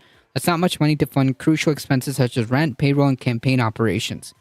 Just 4 years ago, it had $770,000. But the wackos in charge blew its war chest on fake audits, hopeless lawsuits, and other dubious expenditures. So essentially, they blew all the budget with these like fake election bullshit, rigged election bullshit. Yeah, it'd be a nice birthday present, right? According to the Arizona Republic, the party's inane and obnoxious antics have prompted large numbers of registered GOP voters to change their affiliation to independent. Oh boy! As of April 34.6 voters as registered Republicans. This compares well to the 30.3 who are Arizona Democrats. Between the two parties is the growing contingent of unaffiliated.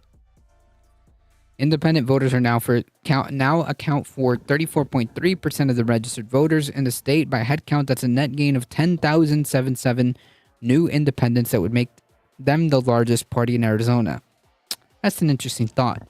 The reason for this are pretty obvious. In our angry politics of hot takes and sick burns, a growing number don't want to be associated with more passionate segments of either party. Yeah, but this is like just blatant. They just like blew all their money on frivolous like election nonsense and legal fees. So leave it to the Republicans to do something like this. 50,000. 50,000.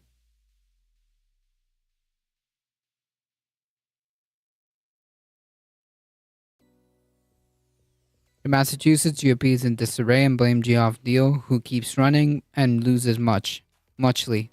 Nice.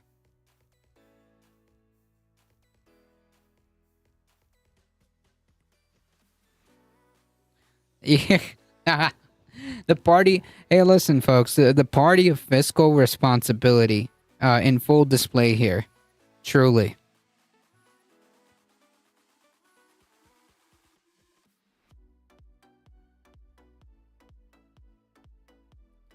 The party of fiscal responsibility. Trump is also sucking money out of the GOP. Yeah, but that's like on a national thing, right? On a national scale.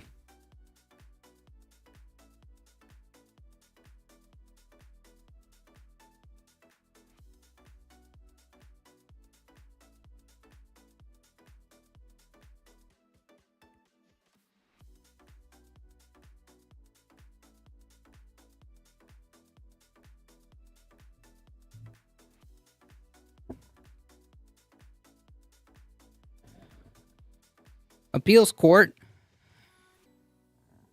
They got tired of winning after 2016.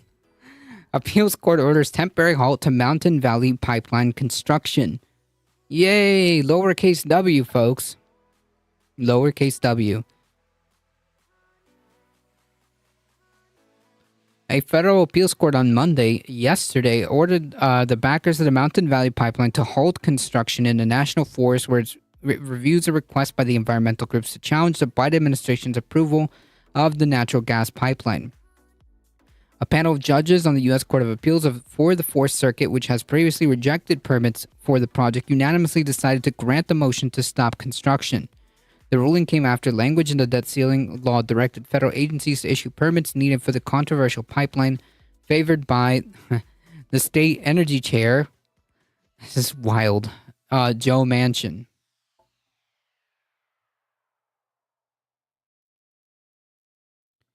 The judges agreed with the argument that the Wilderness Society and other environmental groups made last week that construction on the proposed natural gas pipeline through the Jefferson National Forest should stop while the court weighs the request to review the Interior Department's record of decision allowing pipeline construction in the National Forest to begin. The court grants this motion and stays construction during the pendency of this petition for review. A spokesperson for the Mountain Valley Pipeline noted the decision was only related to construction in the Jefferson National Forest, a 3-mile stretch of the pipeline that is planned to travel more than 300 miles. We will have additional comment regarding the decision in the coming days. Ben Tettelbaum, the director and senior staff attorney at the Wilderness Society, praised the decision in the statement. Time and time again, the Mountain Valley has tried to force its dangerous pipeline through the Jefferson National Forest, devastating communities in its wake and racking up violations. We are grateful that the court has given those communities a measure of reprieve by hitting the brakes on construction across our public lands, sparing them from further irreversible damage, and while this important case proceeds. Based. Nice. Manchin, who's provided the crucial vote for President Biden's climate bill last year, has been one of the pipeline's biggest champions and protested the court's decision. Of course he would. The law passed by Congress and signed by POTUS is clear. The Fourth Circuit no longer has jurisdiction over the MVP's construction permits. So, fuck the judicial system, bro. Okay. Whatever. Manchin said in a tweet Monday night, the new order halting construction is unlawful, and regardless of your position on MVP, it should alarm every American when a court ignores the law. What are you talking about?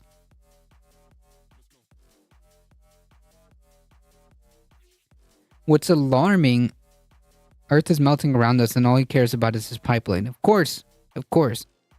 What's alarming is that we're still fucking playing this game as if we can afford more fossil fuels. What's alarming is that Joe Manchin would rather put his special interests first than the planet. Joe Manchin's greed supersedes people. That's what's alarming and should alarm every American.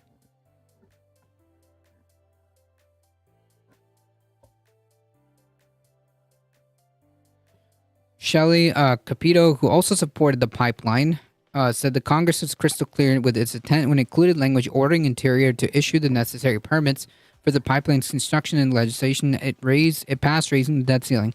Yeah, the Interior can issue these permits, but also you should be able to have legal recourse to challenge that. This latest effort by the activist Fourth Circuit Court. So, in other words, court that doesn't agree with me, apparently is the new definition of activist court. In the face of law that was passed by bipartisan Congress and signed by the president, Capito said in a press release. But the inclusion of language specific to the Mountain Valley Pipeline and the debt ceiling infuriated other lawmakers on both sides of the aisle, with Democratic and Republican-sponsored amendments to introduce to try to strip the provision. That's been the definition since the Bush administration.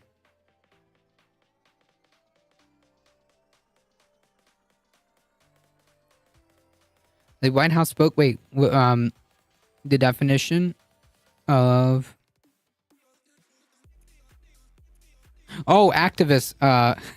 Activist court. Okay, gotcha. Sorry, it took me like a second.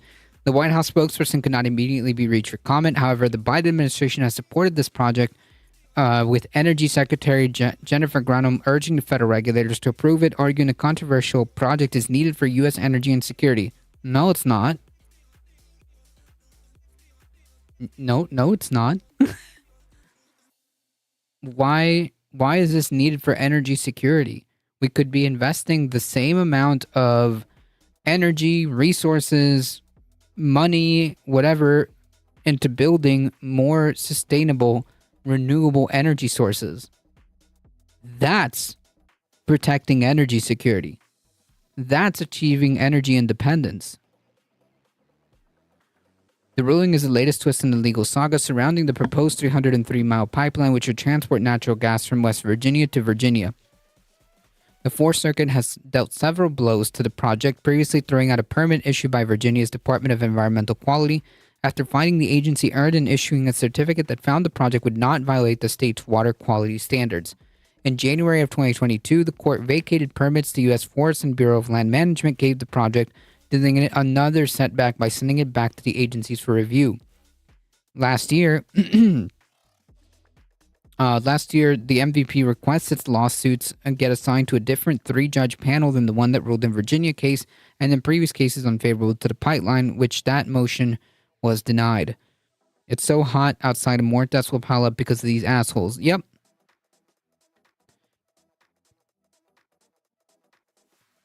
Right, it's, to keep fossil fuel execs from shitting their custom suits. That's the security that they want. Yep. Mountain Valley said it scheduled construction to start soon for the short length of the pipeline that would travel through the national forest. The company expected to start operations in the pipeline later this year. Yeah, fuck these people and fuck Joe Manchin.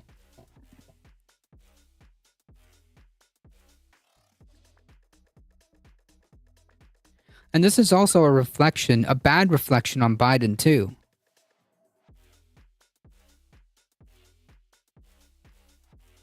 Why would he agree? Why would he agree to put this in the debt ceiling negotiations? This has nothing to do with the fucking debt ceiling negotiation, and this asshole got his way anyways, and Biden let him.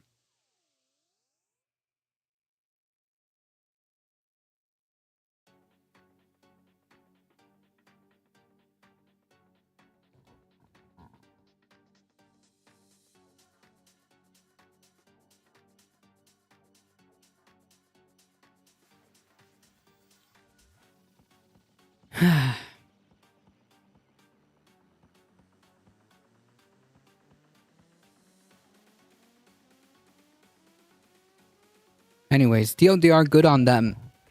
Good on them for trying to do what they can to stop this fucking pipeline.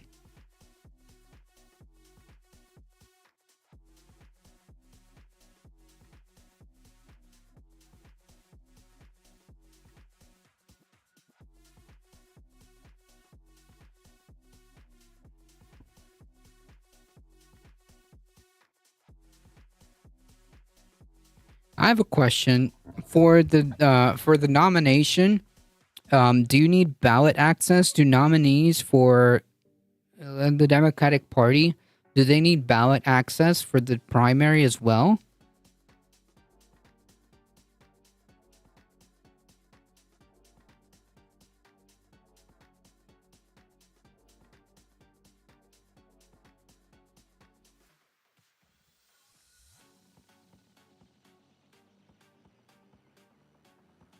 I don't understand the question. Like, if you're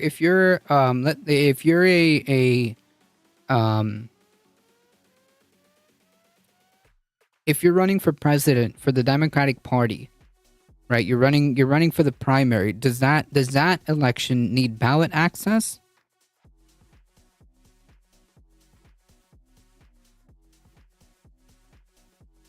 Or can a candidate be shut out from different states because they don't have ballot access to that state in the primary, in the primary only.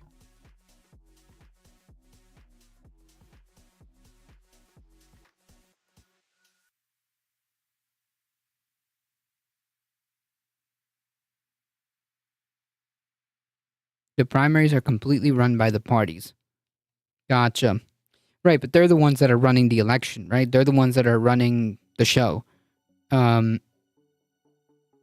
Do they get a say in which states have ballot access for those particular candidates? Because, like, I'm reading something very, like, interesting that I want to confirm.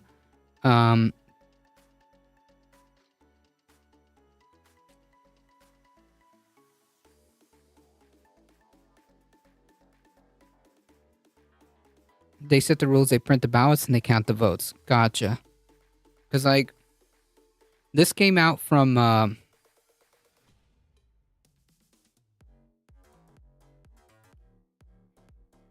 here.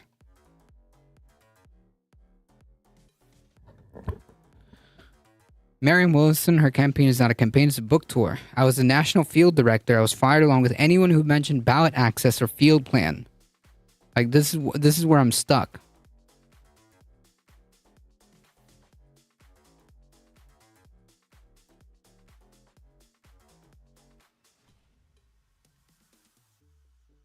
Most presidential primary campaigns are book tours.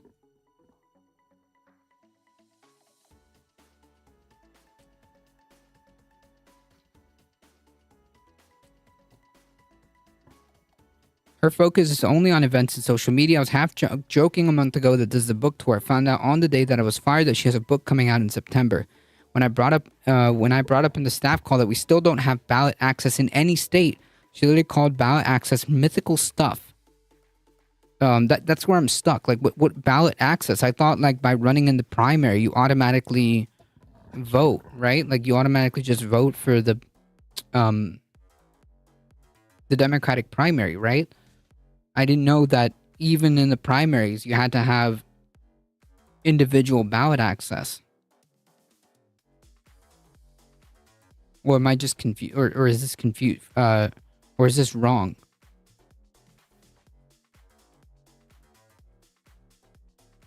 Myself, national field director, and my partner, field strategist, were let go after we told to make a solid national field plan and had to pivot to political director roles to fill the gap so we could finish the field plan. We weren't allowed to complete our roles because of, quote, mythical stuff. Marianne Williamson has fired those who know how to make a campaign win and has kept and promoted only those who do events and social media aware.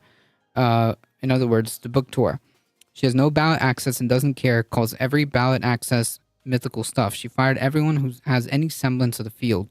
She promoted NH state director to campaign manager. His name is Carlos. He knows nothing, not me, by the way.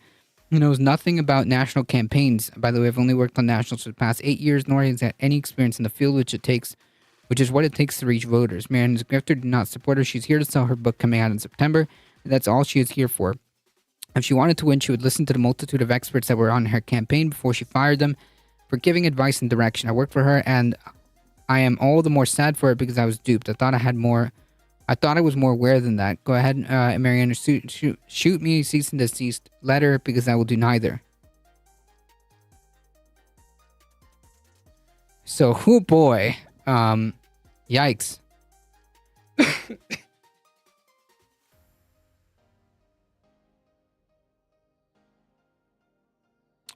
Yeah.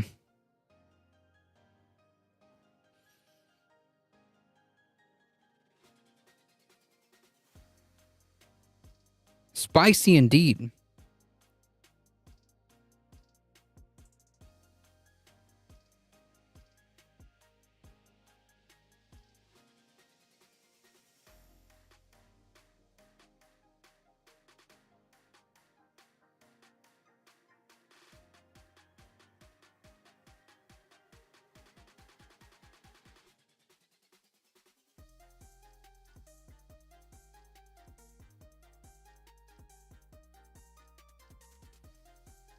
And people were dissing on AOC for supporting Biden and not her. Marianne knows that she has zero chance of winning, so she's taking advantage of the campaign to boost her public image. Well, yeah, it's not,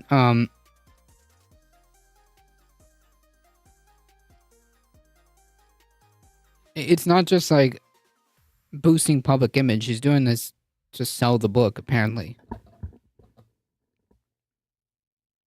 I completely disrespect AOC for endorsing Biden at this point. Meaning she should have held her endorsement till later.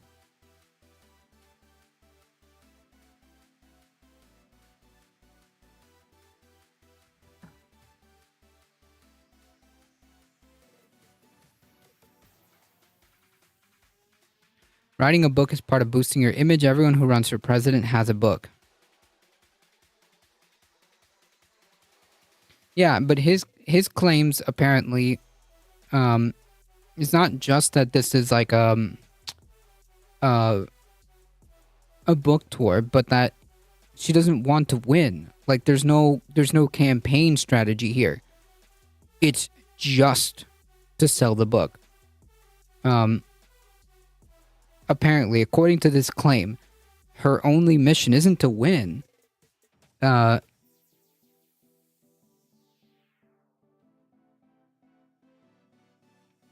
It's just the book. It's just to sell the book.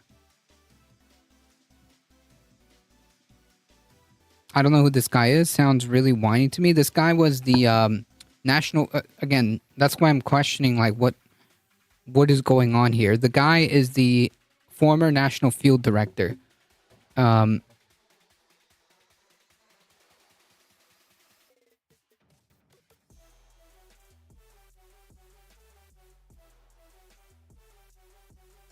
Most people know they're not going to win. A primary run is just a publicity stunt for most. Yeah, but I mean, you're not even going to try to get like ballot access or try to lay down like some kind of campaign foundation that might be useful next time. Dems are literally altering the laws of physics to ensure Biden has no real challengers, so I don't blame AOC for doing something to stay in the party's good graces. Yeah, but I think that I think she could at least attempt to kind of obtain some concessions, right? I do like Cornel West, but Kennedy and Williamson, these people may have not even be on the ballots. Well, West, he certainly has more ballot access now in the Green Party, but yeah, that's a whole other thing. That's a whole other thing.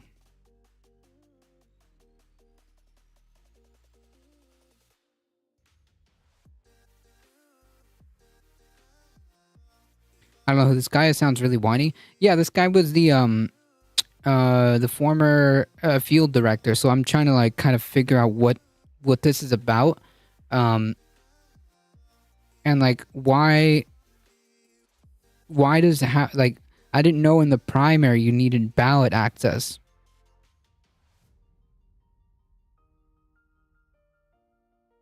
I didn't even know that was a dynamic.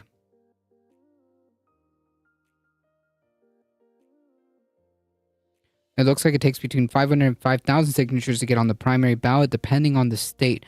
Oh, okay, so that's what they mean. So, like, she's not... If this is true, then she's not even going to be on the ballot at all. You can't simultaneously claim or care or pretend to care that, like, the DNC is being, like, you know, undemocratic and all that. Fine. That's a fair critique, but also you're not even trying to get access to the ballot, according to this claim. It just seems a little... If this is true, it just seems like then her criticisms are just flat.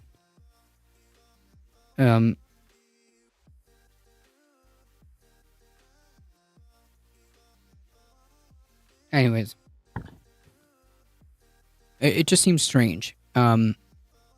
It just seems strange because then it would mean, for all I go, this guy's as credible as Nick Brown from his work with the Bernie campaign. Right, like, that's what I'm saying. If this is true, if this is the case, then that's pretty problematic. We'll put a pin on that. And if we get more information, we'll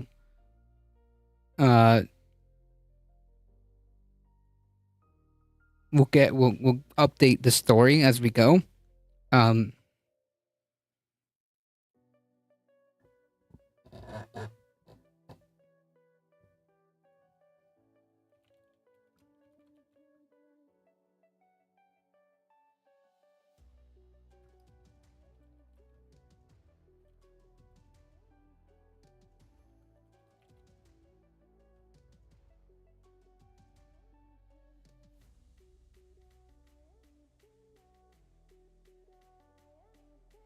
I mean, it's true that this guy was the former national field director, so that's about as much like information as I'm able to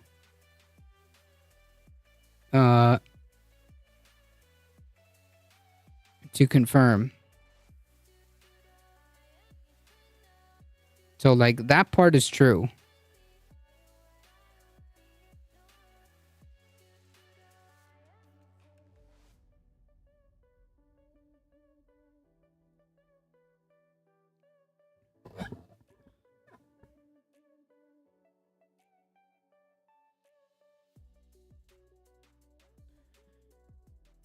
So that's about as much as I know for a fact.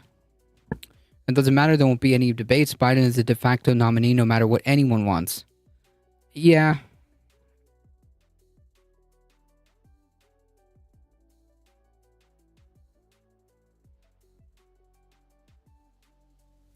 That's what's sad to me. We don't really get a choice. No, not really. Not in this particular election. No. I mean, like, we can vote in the primary for whatever that's worth. But pretty much the DNC is going to effectively, for all intents and purposes, give it to Biden. I mean, 2028 might be a different story, but yeah, this not this election.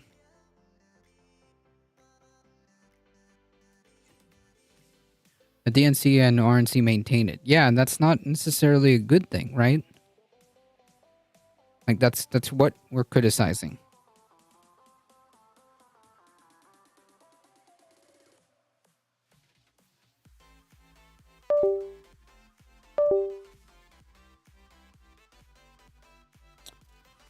Well then.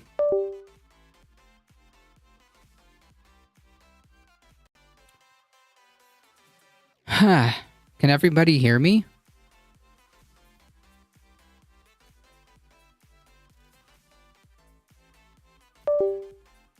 Okay, so you can hear me. The electricity is gone. The electricity's out. And then it turned back on, and then it turned off, and then it turned back on. Hopefully it didn't mess up my my camera. We'll see.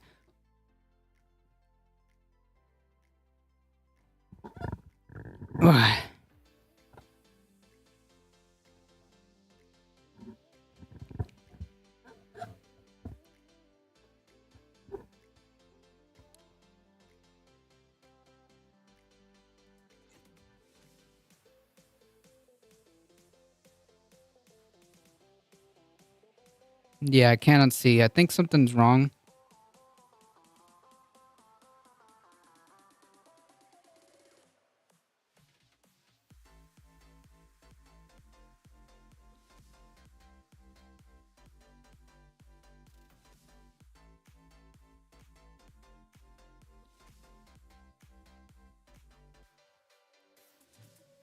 Can you hear me? Okay. I guess we'll do it like that.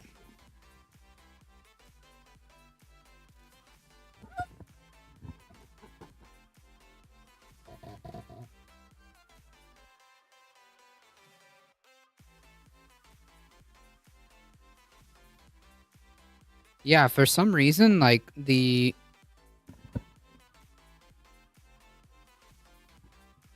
HDMI, the way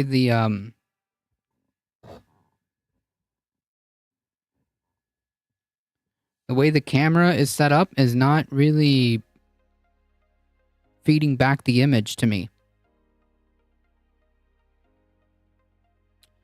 I hope it didn't fry like my camera, because I can see it, but there's no image coming from the camera to the computer, but I can see myself on the camera, which is weird.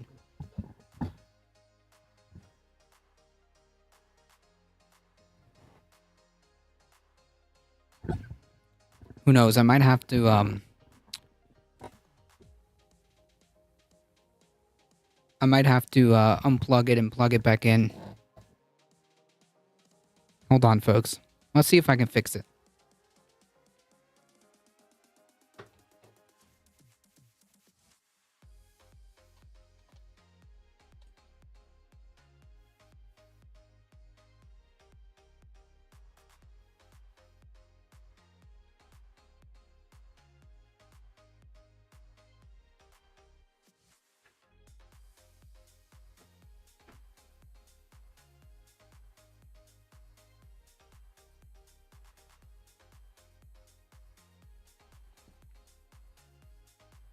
Yeah, if I can't fix it, then I will have to use my spare, but it's so weird because like all the manual focus is completely off too.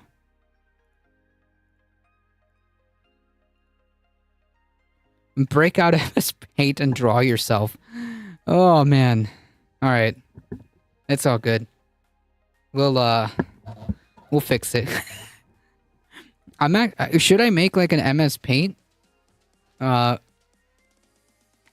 MS Paint version of myself and just have it as a backup in case this happens? What is it? An MS Paint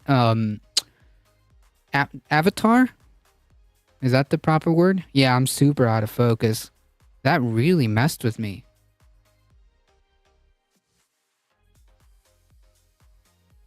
Look at that, and now I'm frozen.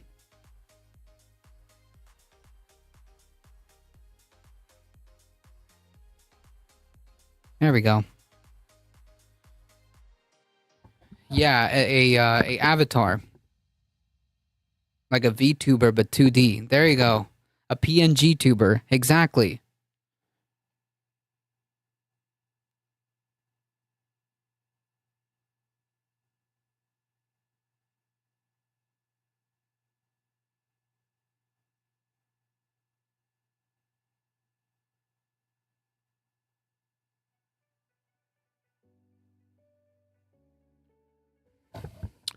Yeah, unfortunately, I'm gonna have to take some time to really, like, mess with this. Maybe.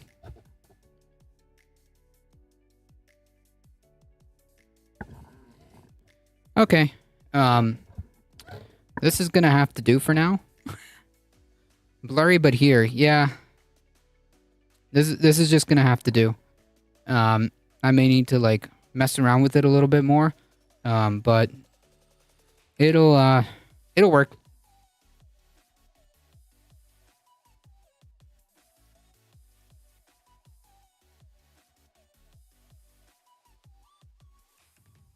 I'm still like slightly out of focus. What's focused is in the background, not me, which is really weird. But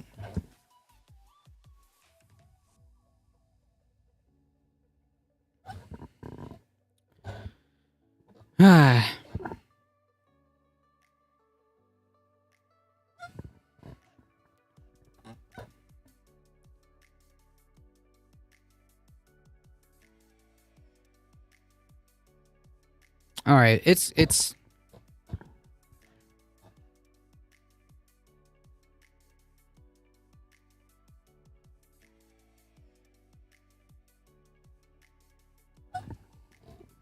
okay. I mean, that's kind of how it was, more or less. I think I'll have to play around with it, but hey, at the very least, my backup power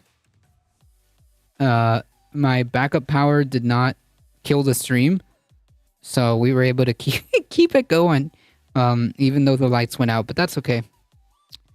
It is what it is. It's almost there. Yeah, it's almost there. I'm gonna have to like keep messing with it, but that's okay. It's gonna do for now to say the goodbyes.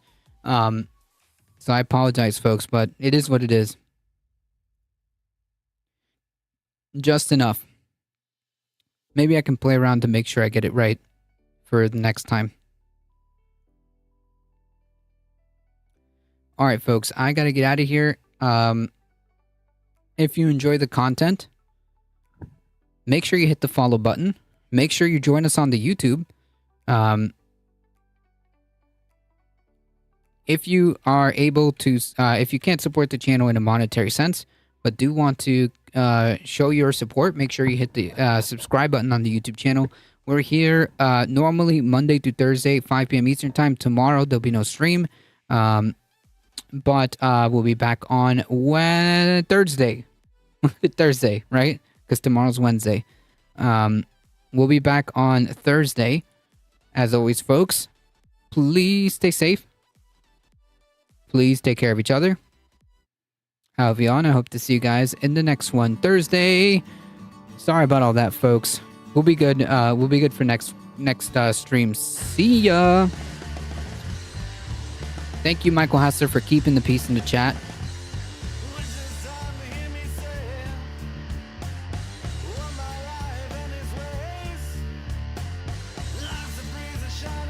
All right, folks, hang tight. We're heading out in 5, 4, 3, 2, 1. See ya.